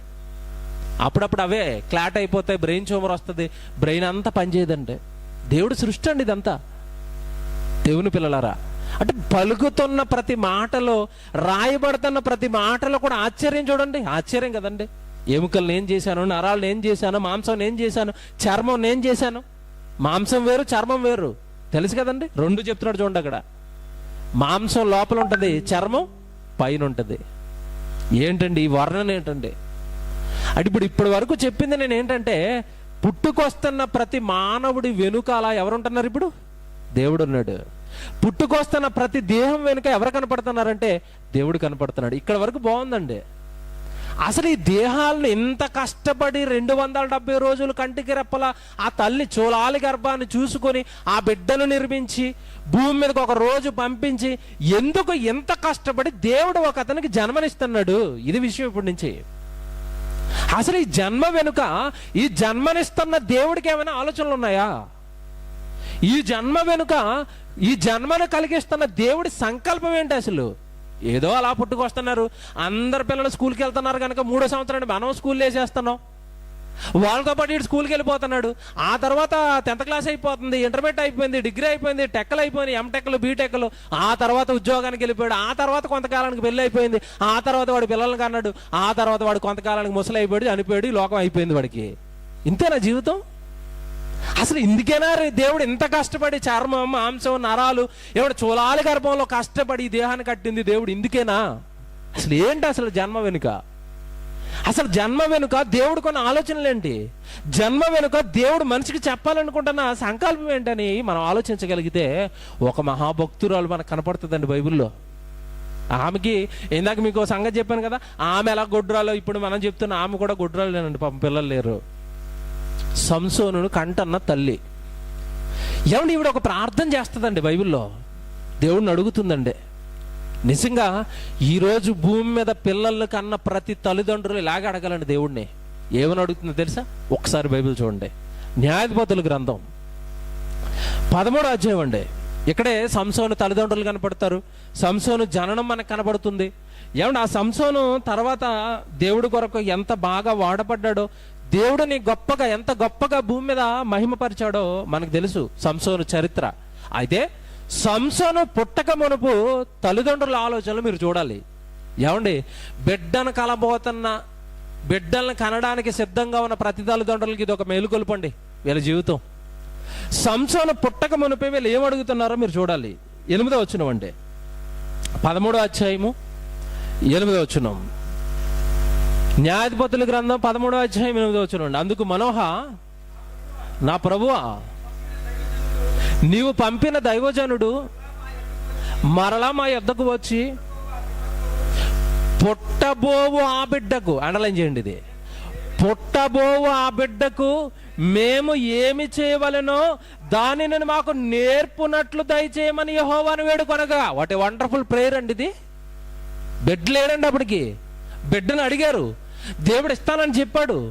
ఇస్తానని చెప్పిన తర్వాత వీళ్ళు అడుగుతున్నారు దేవుడిని, అయ్యా మాకు బిడ్డను ఇస్తానంటున్నావు కదా, మాకు కుమారుని ప్రసాదిస్తానంటున్నావు కదా, వాడికి మేము ఏం చెయ్యాలో మాకు నేర్పు తండ్రి. ఏం చేస్తారు బిడ్డకి? మనమైతే ఏం చేస్తాం చెప్పండి? 1వ బర్త్డే, 2వ బర్త్డే, 3వ బర్త్డే, 3వ బర్త్డే తర్వాత అని స్కూల్లో వేసేస్తాం బ్యాగ్ వేసి. ఇది కదండి మనం చేసేది. లోకజ్ఞానం, లోకజ్ఞానం, లోకం, లోకం, వ్యాపారం, ఉద్యోగాలు, చదువులు, పెళ్ళిళ్ళు, పిల్లలు, ఇంతకు మించి మానవుడు ఇంకేం ఆలోచిస్తున్నాడు చెప్పండి? దేవుని పిల్లలారా, ఈ తల్లిదండ్రులు అడుగుతున్నారండి మనోహ దంపతులు దేవుడిని, మాకు బిడ్డనిస్తానంటున్నావు కదా ప్రభువా, మేము వాడికి ఏమి నేర్పాలో మాకు చెప్పు. ఎందుకంటే నువ్వు ఇస్తున్న బిడ్డలు నీ బిడ్డలు, వాడిని తిరిగి నీ కొరకు పెంచాలి. మేము పెంచాలి అంటే వాడు అసలు ఎందుకు పుడుతున్నాడో మాకు తెలియాలి. బాగా వినాలండి, వాట్ ఎ వండర్ఫుల్ నాలెడ్జ్ అండి వాళ్ళది. బిడ్డ పుట్టాడు అంటే ఊరకనే పుట్టాడు, అది వాళ్ళకి తెలిసిపోయింది. ఒక జన్మ భూమి మీద కలిగిందంటే ఊరకనే కలగదు, ఆ జన్మ వెనక జన్మనిస్తున్న దేవుడికి ఏదో సంకల్పం ఉంటుంది. ఏంటి తండ్రి అది? మాకు బిడ్డ వస్తున్నాడు కదా, వాడిని మేము ఎందుకు పెంచాలి, వాడికి నువ్వు ఇచ్చిన పని ఏంటి, ఏ పని కొరకు వాడిని భూమి మీద నువ్వు పుట్టిస్తున్నావు, ఆ పని మాకు చెప్పు తండ్రి అంటున్నారు వీళ్ళు. నేను ఆలోచించినప్పుడు అండి నాకు అసలు మైండ్ పోయిందండి వీళ్ళ గురించి ఆలోచించినప్పుడు. ఏం మనకు అర్థమవుతుంది ఇక్కడ? ఏం మనకు అర్థమవుతుందంటే ఏ బిడ్డ కూడా ఊరికనే భూమి మీద జన్మించడు, ఏ బిడ్డ కూడా ఊరకనే భూమి మీదకి అలా వచ్చేయడు. పుట్టుకొస్తున్న ప్రతి బిడ్డ వెనుక దేవుడికి ఒక సంకల్పం, దేవుడికి ఒక ఆలోచన, దేవుడిచ్చిన ఒక పనిని పట్టుకుని భూమి మీదకి వస్తున్నాడు. ఇది గ్రహించాలి. దేవుడి పనిని పట్టుకుని భూమి మీదకి బిడ్డ వస్తున్నాడు. ఏమండి ఇంకా అలా కిందకి రండి. 8వ వచనం చూశారు కదా, 13:8 చూశారు కదా, 12వ వచనం చూడండి, మీకు అర్థమవుతుంది కొంచెం. 12వ వచనం, అందుకు మనోహ, కావున నీ మాట నెరవేరునప్పుడు, చూడండి ఏమడుగుతున్నారు, నీవు మాకు ఇస్తానన్న బిడ్డ మా గర్భాన్ని పుట్టేసిన తర్వాత వాడు ఎట్టివాడగును. ఏంటండి మాట? అతడు చేయవలసిన కార్యమేమిటో మాకు చెప్పు, అతడు ఎందుకు పుడుతున్నాడో మాకు చెప్పు, అతడు నీ కోసం భూమి మీద ఏ పని చేయాలో మాకు చెప్పు తండ్రి, దానికోసం వాడిని మేము రెడీ చేసేస్తామంటున్నారు. మీరు ఆలోచించారా? ఎప్పుడైనా మన బిడ్డల విషయంలో మనం ఇలా ఆలోచించామా? ఎందుకంటే దేవుడు నాకు కుమార్తెనిచ్చాడు, ఎందుకంటే దేవుడు నాకు కొడుకునిచ్చాడు, ఈ కొడుకు వెనకాల, ఈ కుమార్తె వెనకాల దేవుడికి ఏదో పని ఉందండి, ఆ పని ఏదో నాకు తెలియాలండి, నేను మందిరానికి వెళ్ళిపోవాలండి, నా పిల్లల్ని తీసుకెళ్ళిపోవాలండి, వాడికి వాక్యం నేర్పేయాలండి, వాక్యం నేర్పేస్తే వాడు వాక్యం నేర్చుకుంటే దేవుడు వాడికి ఏ పని ఇచ్చాడో వాడికి తెలిసిపోతే ఆ పనిలోకి వాడు వెళ్ళిపోతాడు. మీరు వాక్యం నేర్పితే, నా జన్మ సంకల్పం నాకు తెలియాలంటే నేను వాక్యం నేర్చుకోవాలి, మీ జన్మ సంకల్పం మీకు తెలియాలంటే మీరు వాక్యం నేర్చుకోవాలి. దేవుడు చెప్పేస్తాడు అప్పుడు, నాయన నీకు ఈ పని ఇచ్చాను భూమి మీద, చైనా అయినా అంటాడు. నిన్నేదో పని చేసే సంఘానికి నిన్ను చేరుస్తాడు. ఆ సంఘానికి నిన్ను చేర్చి ఆ సంఘంలో నీకు ఏదో పని ఇస్తాడు. ఆ పని కొరకే నువ్వు పుట్టావు అన్నది అక్కడ గ్రహించాలి నువ్వు. బైబిల్ అండి ఏమి రాశాడండి దేవుడు. పుట్టుకొస్తున్న బిడ్డ వాడు ఏ కార్యం చెయ్యాలో మాకు చెప్పే తండ్రి, దాని కొరకే వాడిని మేము పెంచుతా ఉంటున్నారు. అలాగే పెంచారండి పాపం వీళ్ళు. చెప్పేశాడు దేవుడు, ఫిలిష్తీయుల చేతుల్లో నుండి ఇశ్రాయేలు నా పిల్లలైన ఇశ్రాయేలు రక్షించడానికి రక్షకుడు మీ గర్భాన్ని నేను ఇస్తున్నాను. వాడి పని అది. వాడి నెత్తి మీద మంగళ కత్తిరేయకండి, వాడికి ద్రాక్షారసం లాంటి మత్తు పానీయాలు ఏం పట్టించకండి. వాడు పరిశుద్ధుడు, పవిత్రుడు. నా కొరకు చేయాలి వాడు యుద్ధం, నా కొరకు పెరగాలి వాడు, నా పక్షాన్ని నిలబడాలి వాడు అన్నాడు. అలాగే పెంచారండి వాళ్ళు. మీకు ఆ బైబిల్ ఎవడు నిజంగా ఆలోచిస్తున్నప్పుడు దేవుడు నెమ్మదిగా నెమ్మదిగా నెమ్మదిగా అర్థమవుతాడండి. బైబిల్లో దేవుడు నెమ్మదిగా అర్థమవుతుంది దేవుడు మనసు. అలా వచ్చిన సంసోను ఏం చేశాడో మనకు తెలుసు. దేవుడు చిత్తాన్ని నెరవేర్చిన వాడిగా మనకు తెలుసు అండి. ఇక్కడ ఒక డౌట్, కేవలం సంసోనునే కావాలని పుట్టించుకున్నాడా? ఆయనకు మాత్రమే దేవుడి కార్యాలు ఉన్నాయా? మనకు కూడా దేవుడి కార్యాలు ఉన్నాయంటే అందరి కోసం ఒక మాట రాశాడు. చాలా మంది సంసోను గురించి చూపించామనుకోండి, చాలా మంది ఎలా ఆలోచిస్తారంటే అది సంసోను కన్నా, సంసోను వచ్చాడు పని కోసం, నాకేటి పని అంటారు. మనకి రాశాడు. ఎఫెసీయులకు రాసిన పత్రిక చూడండి, బైబిల్ అండి. ఎఫెసీయులకు రాసిన పత్రిక 2వ అధ్యాయము 10వ వచనం. మనం చేయాల్సిన పనులు ఉన్నాయి భూమి మీద. అందుకే ఈ దేహం, అందుకే మీకు ఆయుష్కాలం, అందుకే దేవుడు మిమ్మల్ని కాపాడుతున్నాడు ఆరోగ్యాలతో. మీరు దేవుడి కోసం చేయాల్సిన పనులు ఉన్నాయి భూమి మీద. ఎఫెసీయులకు రాసిన పత్రిక 2వ అధ్యాయము 10వ వచనం. మరియు వాటి యందు మనము నడుచుకొనవలెనని దేవుడు ముందుగా సిద్ధపరిచిన సత్క్రియలు. ఎవడు ముందు క్రియలా జన్మ చెప్పండి. ఇప్పుడు ముందుగా సిద్ధపరిచిన సత్క్రియలు, ఆ క్రియలకు సరిపడా కాలం, ఆ క్రియలకు ఎవడైతే సరిపోతాడో వాడికి జన్మ. బాగా ఆలోచించాలి బైబిల్ మీరు. మనతో పాటు మన తండ్రి గర్భం నుండి కొన్ని కోట్ల మందిగా మనం బయలుదేరాం ఆనాడు. కోట్ల మందిని కాదనుకున్నాడు, నేల రాల్చాడు. నన్ను ఒక్కడిని పట్టుకెళ్ళి నా తల్లి గర్భంలో నిలబెట్టాడు, మిమ్మల్ని ఒక్కరిని పట్టుకెళ్ళి మీ తల్లి గర్భంలో నిలబెట్టాడు. కారణం ఏంటంటే వీడైతేనే భూమి మీదకి వెళ్ళి నాకు నమ్మకంగా పనిచేస్తాడు, వీడైతేనే భూమి మీదకి వెళ్ళి నన్ను నమ్ముతాడు, వీడైతేనే భూమి మీదకి వెళ్ళి నేను చెప్పిన పని నా పని చేసుకుని యేసుప్రభులా తిరిగి వచ్చేస్తాడు మళ్ళీ నన్ను నమ్మిచ్చాడని ఈ జన్మ మనకి నమ్మిచ్చాడు. ముందుగా సిద్ధపరచిన సత్క్రియలు చేయుటకై క్రీస్తు యేసునందు సృష్టింపబడిన వారమై ఆయన చేసిన పని మనమంతా ఆయన చేత పని చేయగా మనకి జన్మ వచ్చింది. జన్మ ఎందుకు ఇచ్చాడంట? ముందుగా సిద్ధపరిచిన సత్క్రియలు. సత్క్రియలు అంటే దేవుడి పనులు, సువార్త కార్యక్రమాలు. సువార్త అనగానే దేవుడి మాట. ఈ దేవుడి మాట నువ్వు నేర్చుకున్న సమాజంలోకి వెళ్ళి ఏమంటే ఈ సంగతులన్నీ తెలియక అబద్ధంలో అజ్ఞానంలో కొట్టు మిట్టాడుతున్న ఈ సమాజాన్ని మేలుకొల్పుతారని ఏమంటే జన్మలు ప్రసాదించాడండి దేవుడు మనకి. నాయన చెప్పండి, వాళ్ళ జన్మ వెనక నేనున్నాను అది మర్చిపోయాడు, త్రాగుపోతయ్యాడు. వాళ్ళ జన్మ వెనుక నేనున్నాను వాడు మర్చిపోయాడు, తిరిగిపోతయ్యాడు. వాడి జీవితాన్ని పొడుచుకుంటున్నాడు, వాడి జీవితాన్ని నాశనం చేసుకుంటున్నాడు. తద్వారా రకరకాల రోగాలకు బానిసై ఏమండి ఎంత దారుణంగా చచ్చిపోతున్నారో మనకు తెలుసండి. టీవీలో యాడ్లు వస్తూ ఉంటాయి. టీవీలో యాడ్ అండి ఏమంటే నిజంగా ఫేమస్ అయిపోయింది. ప్రతి చోట అదే యాడ్ అండి. ఏదో అంటాడండి, నా పేరు డేవిడా ఏదో అని అనుకుని వస్తాడు తెర మీదకి. అడ్వర్టైజ్మెంట్ సగం నోరు ఉండదు. ఏమయ్యా అయిపోయిందంటే నేను బాగా గుట్కాలు తిన్నాను, నోరు అంతా పాడైపోయింది, ఇదిగో ఆపరేషన్ అయిపోయింది, నేను ఏం తినలేను ఇప్పుడు. ఎందుకు అలాగైపోయాడు? దేవుడు కుమారుడు. ఎందుకు అలాగైపోయాడు? తల్లి గర్భంలో దేవుడు కావాలని పుట్టించుకున్న కుమారుడు ఎందుకు అలాగైపోయాడు? వాడి వెనుక దేవుడు ఉన్నాడన్న సంగతి మర్చిపోయి ఇలాగ వాడు మత్తుకు బానిసయ్యాడు. జీవితం నాశనం అయిపోయింది. క్యాన్సర్, చచ్చిపోతున్నారు. ఏంటారు ఈ జీవితాలు? ఏంటి మానవులు అసలు? వీళ్ళకి ఏమండి జన్మని ఒకవేళ అండి దేవుడి వరకు ఆలోచనలు వద్దండి, తన శరీరాన్ని తను చూసుకుంటానండి, తన శరీరం గురించి తను ఆలోచిస్తే చాలండి దేవుడు గుర్తొస్తాడండి. పోస్ట్ మార్టం చేసిన వీడియోలు చూడండి, యూట్యూబ్లో ఉంటాయి. పోస్ట్ మార్టం చేస్తున్నప్పుడు వీడియోలు చూస్తే మళ్ళీ అన్నం తినరు మీరు. లోపల అంతటి భయంకరంగా సెట్ చేసి పెట్టాడండి ఈ సిస్టమ్ అంతా. పేగులు, గుండె, ఊపిరితిత్తులు. నా కొడుకు ఎక్కడ చెడ్నీళ్ళు తాగేస్తాడో వాడు చెడ్నీళ్ళు కనుక తాగేస్తే లోపల మూత్రపిండాలు ఎట్టి వాడు తాగిన నీళ్ళు వడగట్టేయాలని మూత్రపిండాలు పెట్టాడు. అట్లా పని అది. నీళ్ళు తాగితే వడగట్టడానికి, అది తాగితే వీడు అందులో ఆల్కహాల్ వేస్తున్నాడు, మందు వేస్తున్నాడు, మొత్తం కొట్టేస్తున్నాయి అవి. తర్వాత రక్తం అంతా పాడైపోతుంది, చచ్చిపోతున్నాడు. ఊపిరిని వడగట్టడానికి ఊపిరితిత్తులు పెడితే గాలి పీల్చుకోవాల్సిన వీడు పొగ పీల్చుకుంటున్నాడు, సిగరెట్. ఆ ఊపిరితిత్తులు పాడైపోతున్నాయి, నాశనం అయిపోతుంది జన్మ. దేవుడిచ్చినవి కదండి ఇవి, ఎక్కడ దొరుకుతాయి మళ్ళీ? పోనీ ఏమన్నా నాకు కిడ్నీలు కావాలంటే 2 కిడ్నీలు ఆర్డర్ ఇవ్వండి అంటే చేసి కంపెనీ ఏమైనా ఉందేటి? నాకు 10 లీటర్లు రక్తం కావాలంటే ఆర్డర్ ఇచ్చేస్తే చేసి కంపెనీ ఏమైనా ఉందేటి? ఏముండదు. కారణం అవి భూమి మీద ఉన్న ఎవడు చేయలేడండి. శాస్త్రం డెవలప్ అయిపోయి ఆకాశానికి కిందకి పట్టుకొచ్చిన మానవ దేహంలో ఉన్న ఒక్క అవయవాన్ని కూడా మానవుడు చేయలేడు. సవాల్ దేవుడు చేశాడు బైబిల్లో. ఎవడు చేయలేడు నీ అవయవాలు, నేనే చేశాను. అవి నీ తలగర్భంలో పెట్టాను, జాగ్రత్తగా వాడుకో వాటిని. జాగ్రత్తగా దేహాన్ని నాకు వాడు, జాగ్రత్తగా నీ జన్మను నాకు వాడు, జాగ్రత్తగా నీ దేహంతో నా పని జరిగించి మరలా నా దగ్గరకు వచ్చాయి. ఇదండి దేవుడు అండి. ముందుగా పనులు సిద్ధం చేశాడు. బాగా వినండి, దేవుడు ఒక లాజిక్ పాయింట్ చెప్తాను, జాగ్రత్తగా వినండి. ముందుగా పని సిద్ధం చేశాడండి. పని సిద్ధం చేసుకున్న తర్వాత ఆ పనికి ఎవరైతే కరెక్టో మనిషిని సెలెక్ట్ చేసుకున్నాడు, ఆ పనికి ఎంత కాలం పడుతుందో ఆ కాలాన్ని కూడా డిసైడ్ చేశాడు దేవుడే. మీరు లోకంలో చూడండి, ఒకళ్ళు 60 సంవత్సరాలు ఉంటారండి, ఒకళ్ళు 30 ఉంటారు, ఒకళ్ళు 20 ఉంటారు, ఒక నెల ఉంటారు, ఒకళ్ళు 10 రోజులే ఉంటారు. ఎందుకంటే ఇలాగ వెళ్ళిపోతున్నారు అంటే ఆ కాలాన్ని నియమించింది దేవుడు. చూస్తారన్నమాట. మీరు ఎంతో చదువుకున్నదే కీర్తనల గ్రంథం 139వ కీర్తన 16వ వచనం అండి. కీర్తనల గ్రంథం 139వ కీర్తన 16వ వచనం. నేను పిండమునయ్యుండగా నీ కన్నులు నన్ను చూశాయి. ఏమంటే అప్పటికి పిండోత్పత్తి శాస్త్రం లేదు. ఇది ఎప్పుడు రాయబడుతుందంటే క్రీస్తుకు పూర్వం 1000 సంవత్సరాలు దావీదు.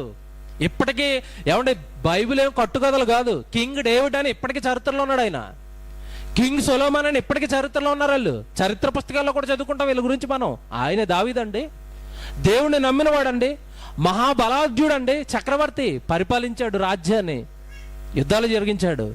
అలాంటి రాజు, అలాంటి చక్రవర్తి దేవుణ్ణి నమ్మి ఎవడి శాస్త్రం లేనప్పుడే అతడు ఈ దేహం గురించి ఒక అత్యున్నతమైన విషయాన్ని కనుక్కున్నాడు. ఏంటో తెలుసండి అది? ఏంటో తెలుసా? నేను పిండమునయ్యుండగా దేవుడి కన్నులు నన్ను చూశాయి. పిండమే దావీదయ్యాడు. బాగా వినాలి మీరు, ఇక్కడ ఆయన చెప్తున్న సారం. ఆ పిండమే దావీదుగా నిలబడ్డాను నేను. ఆ పిండాన్నే దావీదుని చేశాడు దేవుడు. ఆ పిండం వెనుక కనుక దేవుడు చూపు లేకపోతే ఈరోజు దావీదు అనే వ్యక్తి భూమి మీద లేడంటున్నాడు. అప్పటికి శాస్త్రం లేదండి. ఈయనకి ఎలా తెలిసిపోయిన ఈ సంగతులన్నీ? పిండాన్ని దేవుడు చూస్తున్నాడని, ఆ పిండానికి అవయవాలు దేవుడు పెడుతున్నాడని ఎవరికి తెలుసండి ఇవన్నీ? దావీదు అంటున్నాడు, నేను పిండమునయ్యుండగా తండ్రి నీ కన్నులు నన్ను చూశాయి, అందుకే నాకు అవయవాలు వచ్చాయి, అందుకే దావీదుగా నేను భూమి మీదకి వచ్చాను అని ఆ తర్వాత ఈ ప్రపంచానికి అవసరమైన ఒక సంగతి చెప్తున్నాడండి. చూడండి తర్వాత వచనం. నియమింపబడిన దినములలో అన్నాడు. చూడండి, ఇది అండర్లైన్ చేయండి, మోస్ట్ ఇంపార్టెంట్ పాయింట్ అండి ఇది. మానవుడికి ఆయుష్కాలాన్ని ఎప్పుడు నియమిస్తున్నాడు దేవుడు అంటే వాడు పిండంగా ఉన్నప్పుడే సెట్ చేశాడు. నాయన నీకు పిండం కదా, ఇప్పుడు కన్నిస్తాను, కాలిస్తాను, ముక్కిస్తాను, నోరిస్తాను, చక్కటి దేహాన్ని కడతాను. ఈ దేహం పిండంగా పడ్డది మొదలుకొని వీడికి కౌంట్ స్టార్ట్ అయిందండి. అక్కడి నుంచి లెక్కలు కట్టుకుంటున్నాడు దేవుడు. మనం ఎక్కడి నుంచి లెక్కలు కడతాం? మన లెక్కలు ఎక్కడి నుంచి చెప్పండి? కేరమన్నాడు భూమి మీద అడిపోయిన తర్వాత రాసేస్తారు. టైం రాసేయండి, సెకండ్ అటు ఇటు వెళ్ళకూడదు మళ్ళీ పుట్టిన టైము కదండి. 12వ తారీఖు 13వ నెల 1999. టైం ఎంత అండి? గంట. ఎన్ని నిమిషాలు? 16 నిమిషాలు. సెకండ్లు ఎన్ని? 3 సెకండ్లు. అప్పుడే వాడు పుడతా ఎప్పుడో పుట్టేసి 9 నెలలు అక్కడ చక్కగా ఆడుకుని ఆయనతో కబుర్లు చెప్పుకుని వచ్చాడు భూమి మీదకి. ఎవరితోనండి? దేవుడితో కబుర్లు ఆడుకుని వచ్చాడు భూమి మీదకి. దేవుడు ప్రతిరోజు చూస్తున్నాడు వాడిని. నాన్న ఎలాగున్నావు, అంత ఓకేనా, సెట్ చేసుకుని వెళ్ళిపోతున్నాడు ప్రతిరోజు. 9 నెలలు. దేవుడు అంటున్నాడు, వాడు పిండంగా వాడు గర్భంలో ఉన్నది మొదలుకొని నియమించాను వాడికి కొన్ని దినాలు. 9 నెలలు ఆడికి అవయవాలు చేస్తున్నప్పుడే వాడు భూమి మీద ఎంతకాలం ఉండాలో ఆయుష్కాలాన్ని నిర్ణయించాను. అందుకేనండి ఏ మానవులు కూడానండి ఒకే సంవత్సరంలో వాళ్ళ జీవితాన్ని ముగించరు. 60, 70, 80, 90, 100, 120. ఎందుకు ఈ ఆయుష్కాలంలో తేడాలు ఉన్నాయంటే, ఆ ఆయుష్కాలాన్ని అంతెందుకు పెట్టాడంటే ఆ ఆయుష్కాలానికి సరిపడా పనిచ్చి తర్వాత ఇచ్చాడు ఆయుష్కాలం. ఏమంటే దీనికి పెయింట్ వేయాలనుకోండి, మన పెయింటర్ గారిని పిలిచామనుకోండి, ఆయన ఏమంటారు తెలుసా? వచ్చినప్పుడే మనం పని చూపించమంటాడు. ముందు మీకు ఎంత పెయింట్ వేయాలో చూపించండి అంటాడు. ఈ హాల్ మొత్తం చూపించామనుకోండి, అప్పుడు చెప్తాడు ఏమని, ఈ హాల్ మొత్తానికి పెయింట్ వేయాలంటే 2 రోజులు పడుతుందండి అన్నాడు. ఎందుకు 2 రోజులు సెట్ చేశాడు చెప్పండి? పనిని బట్టి 2 రోజులు.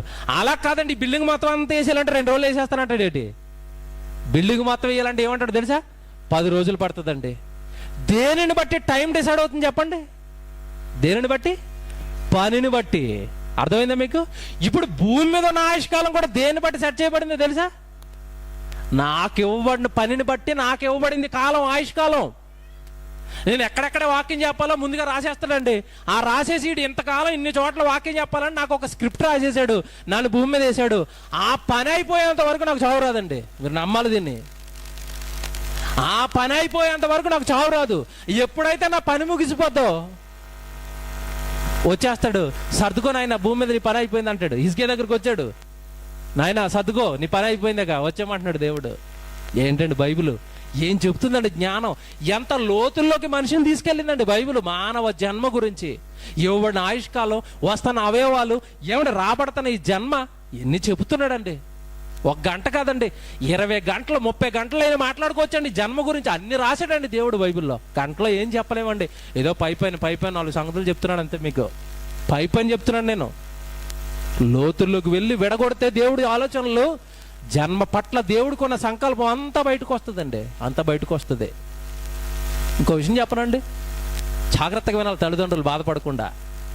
పుట్టుకొస్తున్న బిడ్డలనండి ఏమండి చాలా ముద్దుగా పిలుచుకుంటారు, నా బంగారం, నా పట్టి, ఏమండి ఎంత ముద్దుగా, నా బిడ్డ అండి, నా బిడ్డ అండి, నా బిడ్డ అండి.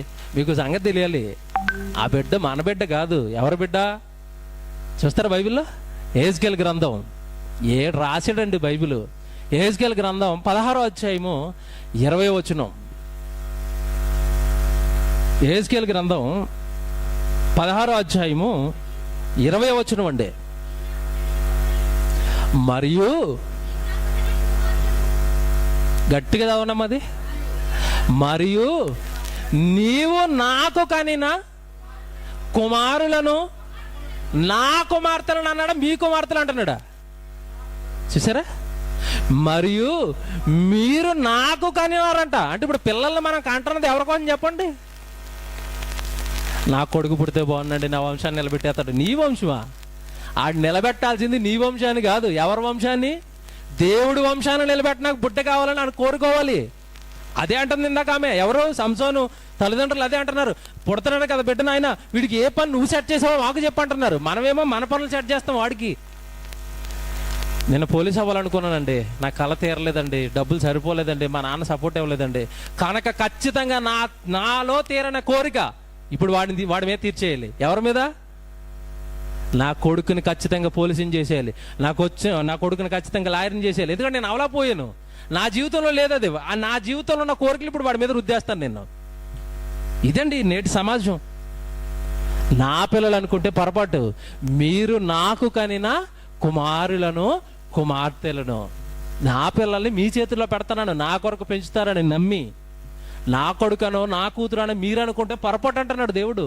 నా పిల్లలు భూమి అంతా నిండిపోవాలని ప్రారంభంలో ఆదాము అవ్వని భూమి మీద ఒక మనిషిని చేసి, ఆదాముని హవ్వమని చేసి, స్త్రీ పురుషులను చేసి, వాళ్ళిద్దరికి వివాహం చేసి వాళ్ళకి ఒక ఆశీర్వాదం ఇచ్చాను ప్రారంభంలో. నేను ప్రారంభపు జంటకి ఏమని? మీరు ఫలించి అభివృద్ధి పొంది భూమిని నిండించండి అన్నాడు. అలాగే నిండుతుందండి ఈరోజు. దేవుడు ప్రారంభంలో వాళ్ళకి ఇచ్చిన ఆశీర్వాదం అది. అందుకే భూమి నిండుతుంది, అందుకే వివాహాలు జరుగుతున్నాయి, అందుకే పిల్లలు పుట్టుకొస్తున్నారు. ఎవరికి తెలుసండి ఇవన్నీ? ప్రతి దాని వెనకాల దేవుడు ఉన్నాడు అనే సంగతి ఎవరు గ్రహించారండి? నిజంగా దేవుని పిల్లలరా, బిడ్డలు దేవుడి బిడ్డలండి, మన చేతుల్లో పెడుతున్నాడు. తిరిగి మరలా ఆయన మనం దేవుడి కొరకు పెంచాలి. దేవుడికి ఒక సాధకుడిగా, దేవుడికి ఒక సేవకుడిగా, దేవుడిని నిలబెట్టే వ్యక్తిగా వాడి వాక్యంలో చిన్ననాటిని ఉంచాలి. పిల్లల్ని చిన్ననాటి నుంచే వాక్యంలో ఉంచాలి. చిన్ననాటి నుండి వాళ్ళకి దేవుడి మాటలు చెప్పాలి. మన జన్మ వెనుక దేవుడు ఉన్నాడు అన్న సంగతి వాళ్ళకి చెప్పాలి. చెప్పమన్నాడు కదండి, బైబిల్ తెలుసు కదండి మీకు. ద్వితీయోపదేశకాండంలో చెప్తాడు, మీ పిల్లలు కూర్చున్నప్పుడు, లేచినప్పుడు, నడుచున్నప్పుడు నా మాటలు చెప్పండి వాడికి. ఎందుకంటే పెద్ద అయిపోయాడో మీ మాటలు వింటాడు, పెద్ద అయిపోయాడో వాడు ఆలోచనలు మారిపోతాయి. చిన్నగా ఉన్నప్పుడే వాడికి నా సంగతులన్నీ చెప్పండి, నేనున్నానని చెప్పండి. మతం కాదండి బైబిల్, మార్గం. దేవుడు పుట్టించిన దేవుడిని చేర్చే ఒక మంచి మార్గం అండి బైబిల్. మతం అని ముద్రేసి చాలామంది బైబిల్ చదవరు. మహాజ్ఞానం దొరుకుతుందండి బైబిల్లో. మహాజ్ఞానం, శాస్త్రానికి సైతం అందని జ్ఞానం దొరికే ఒకే ఒక పుస్తకం అండి బైబిల్లో. ఎంత గొప్పగా చెప్పాడు. ఆ జన్మ వెనుక నేనున్నాను అన్నాడు. ఆ జన్మతో మీరు నా కొరకు సత్క్రియలు, మంచి కార్యాలు చేయాలని చెప్పాడు. ఏమండి, ఇది తెలుసుకోవడానికి మాత్రం కొంత టైం పడుతుందండి. వెంటనే పుట్టిన వెంటనే మనం ఎందుకు పుట్టేసామో తెలియదండి. బాగా వినాలి ఈ పాయింట్ మీరు. చాలామంది ఇక్కడే దెబ్బతింటున్నారు. పుట్టేసిన వెంటనే దేవుడు ఎందుకు పుట్టించాడో తెలీదు. మోషేను దేవుడు పుట్టించాడండి. ఆయనకి ఇవ్వబడిన డ్యూటీ ఏంటి చెప్పండి భూమి మీద? ఏం డ్యూటీ? 430 సంవత్సరాలు ఇంచుమించుగా బానిసత్వంలో, ఫరో బానిసత్వంలో ఉండిపోయారు. ఈజిప్ట్, ఐగుప్తు అని ఉంటుంది బైబిల్లో. ఆ ఈజిప్టులో ఫరో బానిసత్వంలో ఉండిపోయిన వాళ్ళందరినీ విడిపించి తీసుకొచ్చే నాయకుడే మోషే. అతడి జన్మ పరమార్థం అదే. కానీ అతడు ఎందుకు పుట్టాడో అతనికి ఎప్పుడు తెలిసింది చెప్పండి? అతనికి ఇవ్వబడిన ఆయుష్కాలం 120 అయితే 80 సంవత్సరాలు గతించిపోయిన తర్వాత దొరికిందండి సత్యం. అప్పుడు చెప్పాడండి దేవుడు, నాయన నువ్వు ఎందుకు పుట్టావు నాయన? విద్యలు అంటున్నావు, ఏమంటే ఎంటెక్లు అన్నావు, బీటెక్లు. ఈ కాలంలో, ఆయన కాలంలో ఆయన చేశాడు. సకల విద్యలను నేర్చుకున్నాడని రాయబడి ఉంటుంది బైబిల్లో. విద్యలు అంటే ఏంటి? అవే 40 సంవత్సరాలు విద్యలు నేర్చుకోవడానికి అయిపోయిందండి. ఇంక విద్యలు అయిపోగానే నెక్స్ట్ ఏంటి? పెళ్ళి, పిల్లలు. అవి కూడా అయిపోయాయి. 80కి వచ్చేసాడు. అప్పుడు దేవుడు వచ్చాడు. ఏంటి నాయన నీ బ్రతికేంటి నాయన? నిన్ను ఎందుకు పుట్టించాను నాయన? నిన్ను ఎందుకు కనుక్కున్నాను నాయన భూమి మీద నాయన? నువ్వేం చేస్తున్నావు నాకు అన్నాడు. అప్పుడు మోషే దండం పెట్టాడండి. బాబు చెప్పు నాయన, ఏం చేయాలి? ఐగుప్తుకి వెళ్ళిపో, నా పిల్లలందరినీ విడిపించి తీసుకురా. 80లో దొరికాడండి దేవుడు. 80కి దొరికిందండి జీవితం యొక్క జన్మ పరమార్థం. మోషేకి వెనుదిరగలేదండి, మళ్ళీ దేవుడిని విడిచిపెట్టలేదండి. చచ్చిపోయే 120 సంవత్సరాల వరకు కూడా దేవుడి సేవలో తన జీవితాన్ని పెట్టేశాడు. అంటే ఆయన జన్మ పరమార్థం ఆయనకి తెలియడానికి 80 సంవత్సరాలు అయిపోయింది. మరొక ఆయన చూపిస్తానండి ఇప్పుడు మీకు, పౌలు గారు. ఈ పౌలు గారు వెనక దేవుడికి ఒక సంకల్పం ఉంది. బాగా వినాలి. పౌలు గారి జన్మ వెనుక దేవుడికి ఒక సంకల్పం ఉంది. కానీ పౌలు గారు అది గ్రహించుకోలేకపోయాడండి. ఏ దేవుడి కొరకైతే పుట్టాడో ఆ దేవుడిని నమ్ముకుంటున్న వాళ్ళని చంపేస్తున్నాడు రివర్స్లో. ఓ రోజు దేవుడు వచ్చాడు, నాయనా పౌలు ఎందుకయ్యా నన్ను హింసిస్తున్నావు, నా సంఘాన్ని హింసిస్తున్నావు, నా పిల్లల్ని హింసిస్తున్నావు, అసలు నువ్వు ఎందుకు పుట్టావు నీకు తెలుసా అన్నాడు. చూడండి మాట ఎంత ఉంటుందో. అపోస్తుల కార్యాలు 9వ అధ్యాయం 15వ వచనం అండి. ఏమంటే మీకు తెలుసు కదా ఈ సందర్భం. నేను ప్రారంభం నుంచి చదివితే టైం అయిపోద్ది. పౌలు గారు వెళ్ళిపోతున్నారు మరో ప్రాంతానికి. ఏమంటే ఆ ప్రాంతానికిలో ఉన్న యేసుప్రభుని నమ్మిన శిష్యులను, లేదంటే యేసుప్రభుని నమ్మిన వాళ్ళని హింసించడానికి బయలుదేరిపోయాడు గుర్రం వేసుకుని. ఈ ప్రాంతం నుండి మరో ప్రాంతానికి ప్రయాణంలో వెళ్ళిపోతున్నాడు, అక్కడ ఉన్న వారిని హింసించడానికి. మధ్యలో దర్శనం అండి. యేసుక్రీస్తుల వారు కలిసి అయ్యా సౌలా, ఎందుకైనా నన్ను హింసిస్తున్నావు, ఎందుకైనా జనాంగాన్ని హింసిస్తున్నావు? అసలు నేను ఎవరో తెలుసా?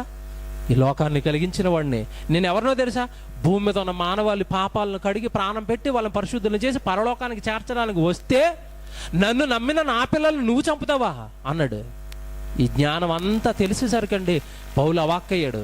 ఆ తర్వాత పౌలుకు ఒక మాట చెప్తున్నాడు, నువ్వు ఎందుకు పుట్టావు తెలుసా పౌలు? నీ జన్మ ఎందుకో తెలుసా? జాగ్రత్తగా వినంటున్నాడు. 15వ వచనంలో చూడండి ఏమంటున్నాడు. అందుకు ప్రభు, నువ్వు వెళ్ళుము, అన్యజనుల ఎదుటను రాజుల ఎదుటను ఇశ్రాయేలుల ఎదుటను నా నామము భరించుటకు ఇతడు నేను ఏర్పరచుకున్న సాధనమై ఉన్నాడు. చూసారా ఇప్పుడు పౌలుని ఎందుకు పుట్టించాడు చెప్పండి దేవుడు? అన్ని జనుల ఎదుట, రాజుల ఎదుట ఇప్పుడు దేవుడిని నిలబెట్టాలి ఆయన. అన్ని జనులకు దేవుడు ఎవరో చెప్పాలి. ఎవరు చెప్పారు ఎక్కువగా అన్ని జనులకు దేవుడు ఎవరు? పౌలే కదండి. ఆయన ఎన్ని దేశాలు తిరిగేశాడండి యేసుప్రభువు సువార్తను పట్టుకుని. అంటే పౌలు గారి జన్మ పరమార్థం కొంతకాలానికి తెలిసింది. నాయన నువ్వు పుట్టింది రాజుల ముందు సైతం నువ్వు నిలబడి వాళ్ళకు కూడా నా వాక్యం చెప్పే ధైర్యవంతుడిగా నిన్ను పుట్టించుకుంటే ఆ ధైర్యాన్ని అంటే తిరుగులో నన్ను చంపేయడానికి వాడుతున్నావు నువ్వు. పౌలు చాలా ధైర్యవంతుడు కదండి, ఎవరికి భయపడ్డు కదా. ఆ ధైర్యాన్ని నీలో పెట్టింది, ఆ ధైర్యాన్ని నీకు ఉంచింది, ఈ జన్మని నేను నీకు ఇచ్చింది. నన్ను నిలబెడతావని భూమి మీద, రాజుల ఎదుట నిలబడి నా గురించి చెప్తావని, అన్ని జనుల దగ్గరికి వెళ్ళిపోయి నా గురించి చెప్తావని. నువ్వేంటి ఆయన ఎలాగైపోయావు అన్నాడు. వెంటనే మారిపోయాడండి. బాబోయ్, ఏమిటి ఆ రోజు అయితే దర్శనాలు అండి. ఈరోజు మనకు కూడా అలాంటి దర్శనాలు జరుగుతాయని ఊహించకండి. ఇది జరుగుతుంది, ఇదే దర్శనం ఇప్పుడు మీకు. ఏది? వాక్యం. ఇప్పుడు వాక్యమే దర్శనం అండి మనకి. వాక్యంలో వినబడ్డాయా, అమ్మో మరి నేనెందుకు పుట్టానని ఈరోజు మీరు అందరూ ఆలోచించుకోవాలి. అవునండి, ఇలా పుట్టాడు పౌలు. బాగా వినండి, ఇలా పుట్టాడు పౌలు, జనపరమార్థం చెప్పాడు, నువ్వు నా కొరకు చేసుకున్నానని చెప్పాడు. ఆ తర్వాత అంటే కొంతకాలానికి, బాగా వినాలి, కొంతకాలానికి పౌలు సేవలోకి వచ్చేసాడండి. తెలుసు కదండి, మొత్తం దేశాలను చుట్టేస్తున్నాడు దేవుడిని పట్టుకుని. చుట్టేస్తున్న టైంలో గలతీయులకు ఒక పత్రిక రాశాడండి. ఆ పత్రికలో ఒక వండర్ఫుల్ పాయింట్ చెప్పాడండి, మీరు వినాలి ఇది బాగా. అంటే జన్మ పరమార్థాన్ని గ్రహించేసిన వాడిగా పౌలు మనకు అర్థమవుతాడు. గలతీయులకు పత్రిక రాశాడు, మొదటి అధ్యాయం 15వ వచనంలో చూడండి ఏమంటున్నాడు పౌలు. ఇదే పౌలు సంఘాన్ని హింసించిన పౌలే సంఘాలు కట్టాడు. సంఘంలో ఉన్న వారిని హత్య చేయాలనుకున్న సౌలే నేను సంఘం కొరకు చచ్చిపోతానన్న భక్తిలోకి వచ్చేసాడు కొంతకాలానికి, దేవుడు అర్థమైన తర్వాత. అలా కొంతకాలానికి పౌలు అంటున్న మాట మీరు చూడాలి. మొదటి అధ్యాయం గలతీ పత్రిక 15వ వచనం. అయినను ఎవడి మాట చూడండి ఎలా ఉందో, తల్లి గర్భమందు నేను పడినది మొదలుకొని. పౌలు ఆలోచనలు ఇప్పుడు ఎక్కడికి వెళ్ళిపోయాయి? తల్లి గర్భం వరకు వెళ్ళిపోయింది. ఎందుకు వెళ్ళిపోయిందో తెలుసా? తల్లి గర్భంలో ప్రతి మనిషిని నిలబెడుతున్నది దేవుడు. అలాగే నన్ను కూడా ప్రత్యేకపరుచుకుని తల్లి గర్భంలో నిలబెట్టాడు. లేదంటే నేను 2వ నెలలో 3వ నెలలో పిండం కింద రాలిపోయేవాడు నా తల్లి గర్భం నుండి. రాలిపోలేదు, నిలబెట్టాడు అక్కడ. ఎందుకు నిలబెట్టాడో చెప్తున్నాడు. నా తల్లి గర్భమందు నన్ను ప్రత్యేకపరచి తన కృప చేత నన్ను పిలిచిన దేవుడు నేను అన్యజనులలో తన కుమారుణ్ణి ప్రకటింపవలెనని. ఇందాకేం చదువుకున్నారు మీరు అక్కడ? పౌలుకి దేవుడు ఎదురైనప్పుడు ఏం చెప్తున్నాడు? అన్ని జనుల ఎదుటను రాజుల ఎదుటను ఇతడు నేను నిలబెట్టుకునే సాధనం అన్నాడు. కొంతకాలానికి పౌలు పత్రిక రాస్తే ఏమంటున్నాడు? అన్యజనుల్లో నేను ఆయన కుమారుని ప్రకటించాలని దేవుడు నన్ను ఏర్పరచుకున్నాడు. అంటే జన్మ ఎందుకో పౌలు గారికి తెలిసిపోయిందా? కొంతకాలానికి తెలిసిపోయిందండి. చాలా ఆనందం తెలుసండి ఈ మాటలు వింటున్నప్పుడు. నా జన్మ ఏంటో నాకు తెలియాలి. ఇప్పుడు నేను ఎందుకు పుట్టానో నాకు తెలియాలి. నా కుమారుని ఎందుకు పుట్టించాడో నాకు తెలియాలి. తెలియాలంటే నువ్వు వాక్యానికి రావాలి, దేవుడి సన్నిధి దగ్గరికి రావాలి, దేవుడి సన్నిధిలో ఎప్పుడు గడపాలి. వాక్యంలో నువ్వు ఉన్నతమైన స్థానాలకు వెళ్ళిపోతే నీకొక స్థానాన్ని ఇస్తాడు. అదే దేవుడు నీకు ఇవ్వబడిన స్థానం. ఆ పనే దేవుడు నీకు ప్రసాదించిన పని. సౌలు గారికి ఎలా వచ్చింది? పౌలుగా మారిన తర్వాత ఆయనకి పని ఎలా వచ్చింది? దేవుడు తీసుకెళ్ళాడు, సంఘంతో చేర్చాడు. ఆ సంఘం ద్వారా సువార్త కార్యక్రమాలు ఆయనకి అప్పగించాడు. సంఘంలోకి రావాలి, సంఘం ద్వారా దేవుడిచ్చే కార్యక్రమాలను స్వీకరించాలి, దేవుడి కొరకు ఉన్నతంగా మనం చెయ్యాలండి. అది మన జన్మ పరమార్థం అండి. చాలామంది బైబిల్లో మీరు చూస్తే సహకారులుగా కూడా ఉంటారు వాళ్ళు. పిలిపిలికి పత్రిక రాసి మనకు తెలుసు ఆ స్త్రీల పేర్లు పౌలు గారు చెప్తాడు. నిజమైన సహకారి ఆ స్త్రీలు. క్లెమెంతుతోనూ నా ఇతర సహకారులతోనూ సువార్త పనిలో నాతో కూడా ప్రయాసపడిన వారు కనుక వాళ్ళకి సహాయం చేయండి. వారి పేర్లు జీవగ్రంథమందు వ్రాయబడి ఉంది. ఏమంటే దేవుడు గ్రంథంలో రాసుకున్నాడు కనుక వాళ్ళు సహాయం చేశాడు. అంటే వాళ్ళ జన్మ పరమార్థం ఏంటంటే సువార్త పనికి వాళ్ళ సహకారులుగా ఉండాలని. వాళ్ళకి దేవుడు ఏది రాశాడో వాళ్ళ జీవితాల్లో ఏది జరిగించాలని దేవుడు కలలుగా అన్నాడు. ఆ స్త్రీలు అలాగే సహకారులుగా ఉండిపోయారండి. సువార్తకి జీవగ్రంథంలో వాళ్ళ పేరు రాయించేసుకున్నారండి. అంటే మీరు ఇందాక మాట చదువుకున్నారు కీర్తనలో, నియమింపబడిన దినముల్లో ఒకటైనను కాక మునిపే ఆ దినములన్నీ నీ గ్రంథములో లిఖితములైన. అంటే ఎన్ని దినాలు భూమి మీద మనం పని చేయాలో, ఏ పని చేయాలో ఒక గ్రంథంలో చక్కగా మన ఆయుష్కాలంలో ఇవ్వబడిన పని అంతా రాసుకుని దేవుడు మనకి జన్మిస్తాడు. ఈ జన్మ వెనకాల చాలా జరుగుతుందండి, ఎవరికి తెలియదు.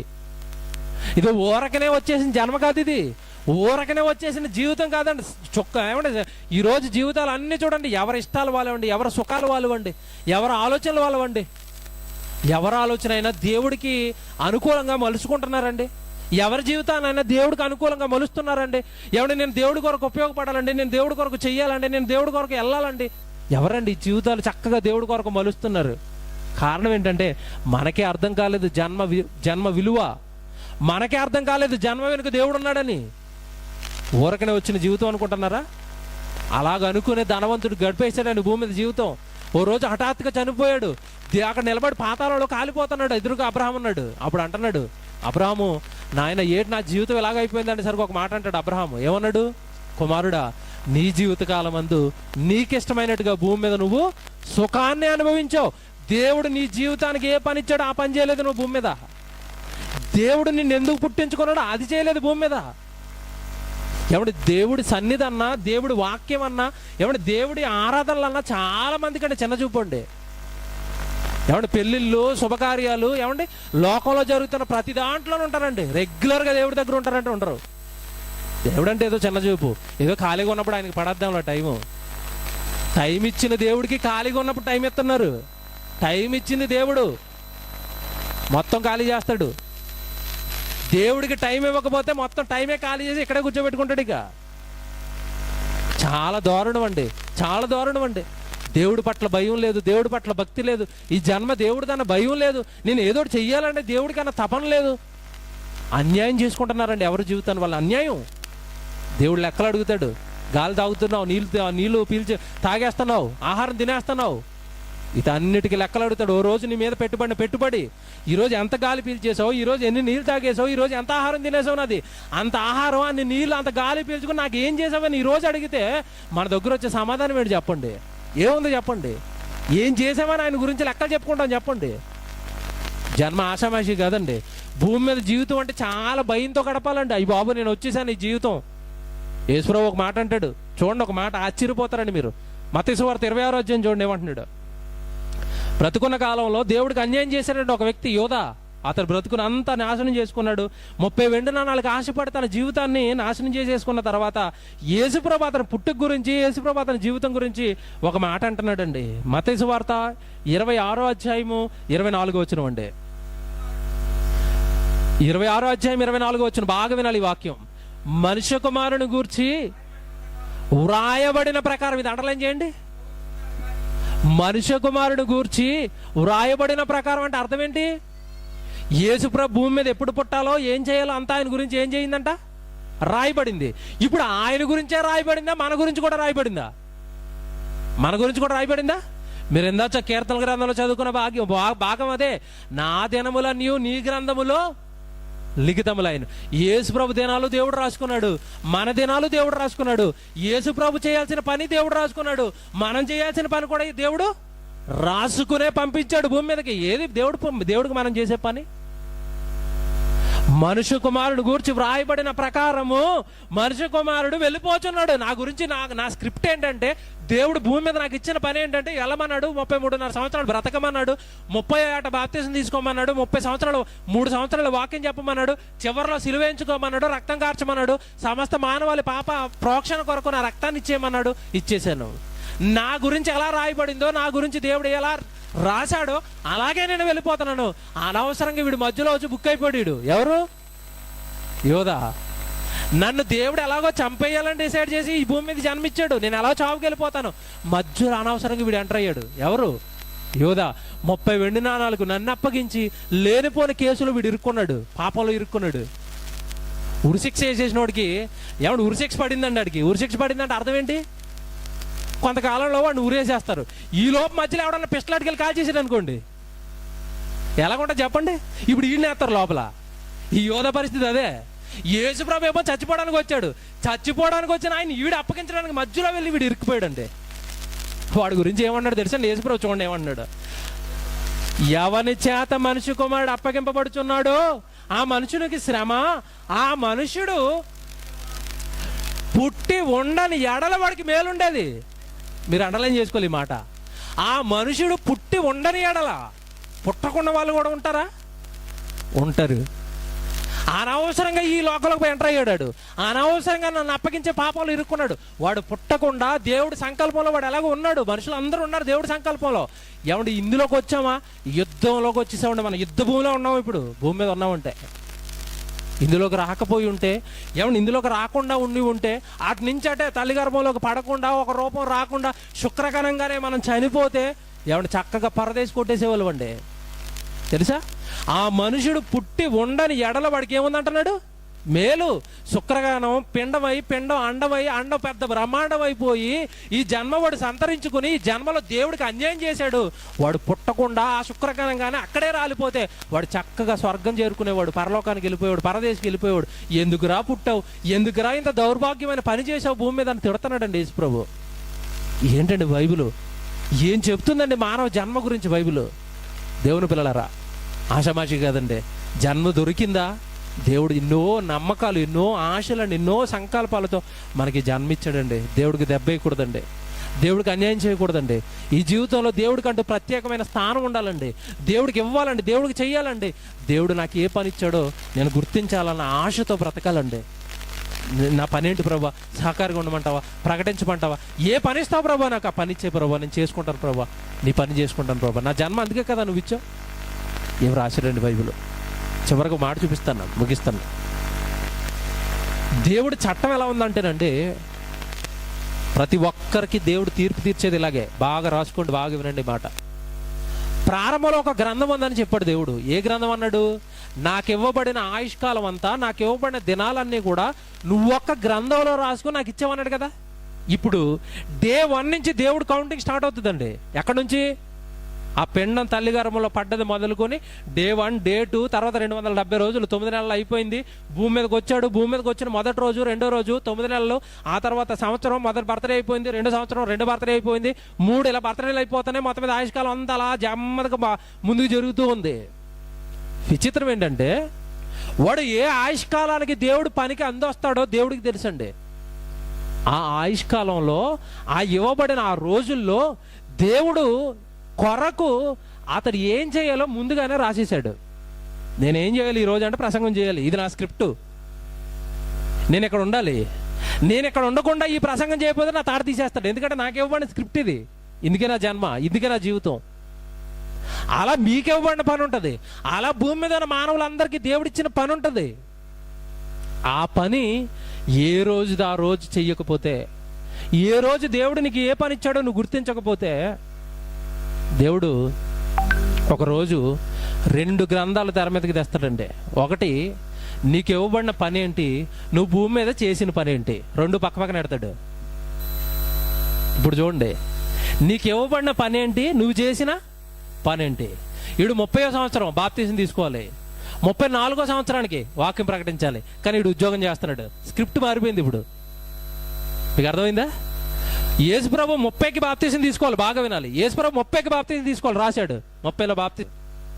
ఈరోజు మన స్క్రిప్ట్ ఏంటి, మనకేం రాశాడు? ఇప్పుడు నేనేం చేయాలి? ఈరోజు నాకు ఇవ్వబడిన ఆయుష్కాలంలో ఈరోజు నాకు ఇచ్చిన దేవుడి పని ఏంటి ఇస్తాడు నీకు. కరెక్ట్గా నువ్వు దేవుడిలోకి వచ్చేస్తే, దేవుడికి ఎప్పుడు అందుబాటులో ఉంటే అప్పుడు ఇస్తాడు. ఆయన నీకు ఏ పని ఇచ్చాడో ఇస్తాడు. అది నువ్వు అందుబాటులో ఉండాలి కదా, దేవుడికి దగ్గరగా ఉండాలి కదా. ఎక్కడున్నారండి మనుషులు? దేవుని పిల్లలరా, దేవుడు ఈ 2 గ్రంథాలు తెస్తున్నాడు ఒకేసారి. ఎప్పుడో తెలుసండి? మృతులకు తీర్పు తీరుస్తాడు. ఈ ఆయుష్కాలం అయిపోయిన తర్వాత తీర్పులోకి వెళ్ళిపోతావు. అప్పుడు నాయన ఇతను డైరీ తీయండి ఉంటుంది మంది. ఎప్పుడు రాసేసాడు ఇది? మనం పిండంగా తల్లిగర్భంలో పడ్డప్పుడు రాసేసాడు. ఇలా ఓపెన్ అవుతుంది. ఏం రాసాను చూడండి నాయన, ఈయనకి స్క్రిప్ట్ ఏంటో చూడండి అంటాడు. నాయన ఈయన భూమి మీదకి వెళ్ళాలి, బాగా మంచి చదువులు చదువుకోవాలి, ఆ తర్వాత శుభ్రంగా నీ వాక్యం నేర్చుకోవాలి, చాలా ఆత్మలు రక్షించాలని రాసేవు నాయన. సరే, మరి ఈయన ఇప్పుడు రాయబడింది అండి. ఏది? ఇటు డే 1 ఏం చేశాడు, డే 2 ఏం చేశాడు అని ఒక పుస్తకం మెయింటైన్ అవుతుంది. మళ్ళీ ఎన్ని రోజులు బూతులు మాట్లాడాడు, ఎన్ని రోజులు సినిమాలకి వెళ్ళాడు, ఎన్ని రోజులు ఏమంటే తాగుడికి బానిస అయిపోయాడు, ఎక్కడెక్కడ కూర్చున్నాడు. అన్నీ ఉంటాయా అంటే అన్నీ ఉంటాయి. చెప్పేశాడు కదా, నువ్వు కూర్చుండుట, నువ్వు లేచుట అన్నీ కూడా నాకు తెలుసు. ఇదే ఉంది పుస్తకం. ఇప్పుడు ఆయన రాసిన పుస్తకం ఉంది. 2 పక్క పక్కన పెడతాడండి. నేను ఇచ్చింది ఏంటి, నువ్వు చేసింది ఏంటి. దీనిని బట్టేనండి పరలోకమా నరకమా. చూసారా?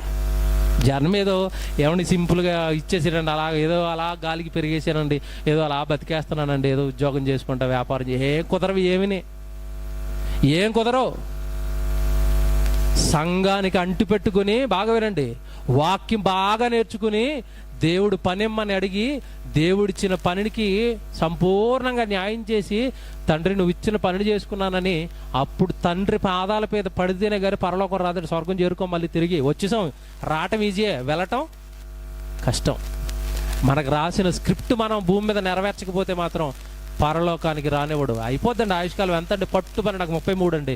ఇంకో 30 సంవత్సరాలు కళ్ళు మూసుకుంటే అయిపోయింది ఆ జీవితం. ఏముంది ఇక్కడ? పాకలో ఉన్నా వెళ్ళిపోతాను, మేడలో ఉన్నా వెళ్ళిపోతాను, కారులో తిరిగిన వెళ్ళిపోతాను, సైకిల్ వేసుకుని తిరిగినా వెళ్ళిపోతాను. ఏముందండి ఇక్కడ? ఏమి లేదు, మట్టి, అంత మట్టి. కానీ నీకు జన్మించి నీ పైన నమ్మకం పెట్టుకుని నువ్వేదో చేస్తావని ఆశపడి నీకు కొంత ఆయుష్కాలాన్ని కేటాయించి దాని కొరకు ఆహర్నిశలు 9 నెలలు కష్టపడి నీకు దేహం ఇచ్చాడే, ఆ తండ్రి మాత్రం లెక్కలు అడుగుతాడండి. ఏం చేసావు నాయన భూమి మీద నాకు? బైబిల్ అంటేనండి మహాజ్ఞానం అండి, బ్రతుకును మార్చే పుస్తకం అండి, వ్యసనాలను దూరం చేసే పుస్తకం అండి, మనిషిని మనిషిగా నిలబెట్టే పుస్తకం అండి. అలా నిలబడిపోయిన తర్వాత చెప్తాడండి దేవుడు, అర్థమైపోయిన తర్వాత, నాయన నిన్ను వల్ల నీ పొరుగుడిని ప్రేమించు, ధర్మాలు చేయి, పుణ్యకార్యాలు చేయి, ఎందుకంటే నా కుమారుడు కదా, నా లక్షణాలు నీకు ఉండాలి. నేను అందరినీ ప్రేమించేవాడిని, నువ్వు కూడా ప్రేమించేవాడిగా ఉండాలి. నేను అందరిని పెంచి పోషిస్తున్నాను, నువ్వు కూడా నలుగురికి దానాలు చేయాలి. ఏం నేర్పాడండి బైబిల్, ఏం చెప్పాడండి? దేవుని పిల్లలరా, గొప్పదండి బైబిల్. జన్మ గురించి ఉన్నతంగా రాశాడు. ఈ మానవ జన్మ పైన దేవుడు పెట్టుకున్న సంకల్పం కూడా చాలా పెద్దదండి. దేవుడి దగ్గరికి రావాలి, దేవుడు పనుల్లో ఉండాలి, దేవుడు మన కొరకు ఏం చేశాడో చెయ్యాలండి భూమి మీద. చివరిగా మాట చూసి ముగించేస్తాను. ప్రకటన గ్రంథం 20వ అధ్యాయం, ప్రకటన గ్రంథం 20వ అధ్యాయము 12వ వచనం చూడండి. ఎలా రాశాడు చూడండి బైబిల్. మరియు గొప్పవారు ఏమంటే, ఎక్కడ గొప్పలు ఇల్లు? లోకంలో బాగా గొప్పలు. ఏమండి, మార్చి నెలలోనో మే నెలలోనో ఒక లిస్టులు ఇచ్చేస్తారు ప్రతి సంవత్సరానికి ఒకసారి. ప్రపంచంలో ధనవంతుల లిస్టు. ఎవడు మన భారతదేశానికి వచ్చేసరికి ఎప్పుడు ఈయనే ఉంటాడు. ఎవరు? అనిల్ అంబానీ, ముఖేష్ అంబానీ, ధీరుభాయ్ అంబానీ కొడుకులు, ఆ తర్వాత రతన్ టాటా, వీళ్ళందరి గురించి చెప్తున్నాడు ఇప్పుడు బైబిల్లో.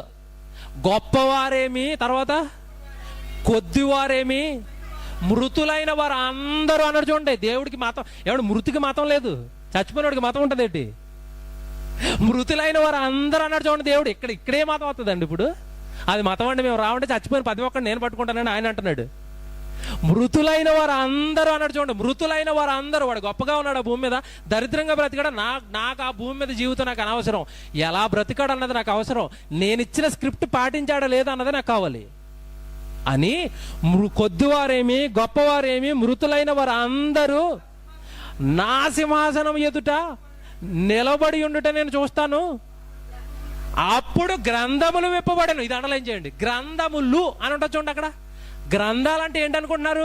ముఖేష్ అంబానీ గ్రంథం, ధీరుభాయ్ అంబానీ గ్రంథం, అనిల్ అంబానీ గ్రంథం, ఏమో రతన్ టాటాది, నాది, సోనియా గాంధీది, రాహుల్ గాంధీకి, అందరికీ గ్రంథాలు ఉన్నాయి. భూమి మీద జన్మించినప్పుడే రాసేసాడు గ్రంథం, నువ్వు ఇది చెయ్యాలి, భూమి మీదకి వెళ్ళాలి. ఒకడు రాజకీయాలు అంటున్నాడు, ఒకడు వ్యాపారం అంటున్నాడు, ఒక ఉద్యోగం అంటున్నాడు. పుట్టించిన దేవుడిని మట్టిలో కలిపేశారండి ఈరోజు. ఊరుకుంటాడా? తీయండి గ్రంథాలు తీయండి, వాడి పుస్తకం తీయండి, వాడికి ఏ స్క్రిప్ట్ రాసినా తీయండి, చేశాడా లేదా భూమి మీద అని అడుగుతాడండి. మృతులైన వారందరూ నా సింహాసనం మీద ఉంచోవాలి, చేతులు కట్టుకుని ప్రభా చెప్పండి, ఇటు తీయండి, ఇటు పుస్తకం అయిపోయిందండి. గ్రంథములు విప్పబడిను. తర్వాత చూడండి ఏమనుందో, మరియు జీవ గ్రంథమును వేరొక గ్రంథము కూడా విప్పబడింది. ఏంటి జీవ గ్రంథం అంటే? ఎవడిచ్చిన స్క్రిప్ట్ కరెక్ట్గా పాటించాడో వాడి పేరు వెళ్ళి జీవ గ్రంథంలో పడుతుంది. ఇందాక మీరు చదువుకున్నది అదే పిలిపి పత్రికలో. సహకారులు, నిజమైన సహకారులు, వాళ్ళ పేర్లు జీవ గ్రంథమందు రాయబడి. ఎందుకు? వాళ్ళు ఏ భూమి మీద దేవుడు ఏ పని ఇచ్చాడో పని చేసుకున్నారండి, వెంటనే వాళ్ళ పేరు జీవ గ్రంథంలోకి వెళ్ళిపోయిందండి. ఆ గ్రంథం ఇప్పండి, ఇటు పేరు ఉందా అంటున్నాడు. లేదు ప్రభా, నువ్వు ఒకటి రాసేవాడు ఇంకోలా బ్రతికేసాడు, తీసేయండి, అయిపోయింది ఇటు పని. ఏం లేదండి, చిన్నదండి ఆయుష్కాలం. పుట్టించాడండి, పెంచుతున్నాడండి, కాపాడుతున్నాడండి, విశ్వాన్ని తిప్పుతున్నాడండి. కొనకడు నిద్రపోకుండా ఈ విశ్వాన్ని, అనంత విశ్వాన్ని నడిపిస్తున్నాడండి. ఆయనకి దెబ్బేస్తున్నాడు, మనిషి పాడైపోయాడు. మారాలి, పుట్టించిన దేవుడిని ఎరగాలి, జన్మ పరమార్థం ఏంటో తెలుసుకోవాలి, జన్మను పూర్తిగా దేవుడి కొరకు వాడాలి. ఇది జన్మ సంకల్పం. ప్రార్థించుకుందాం.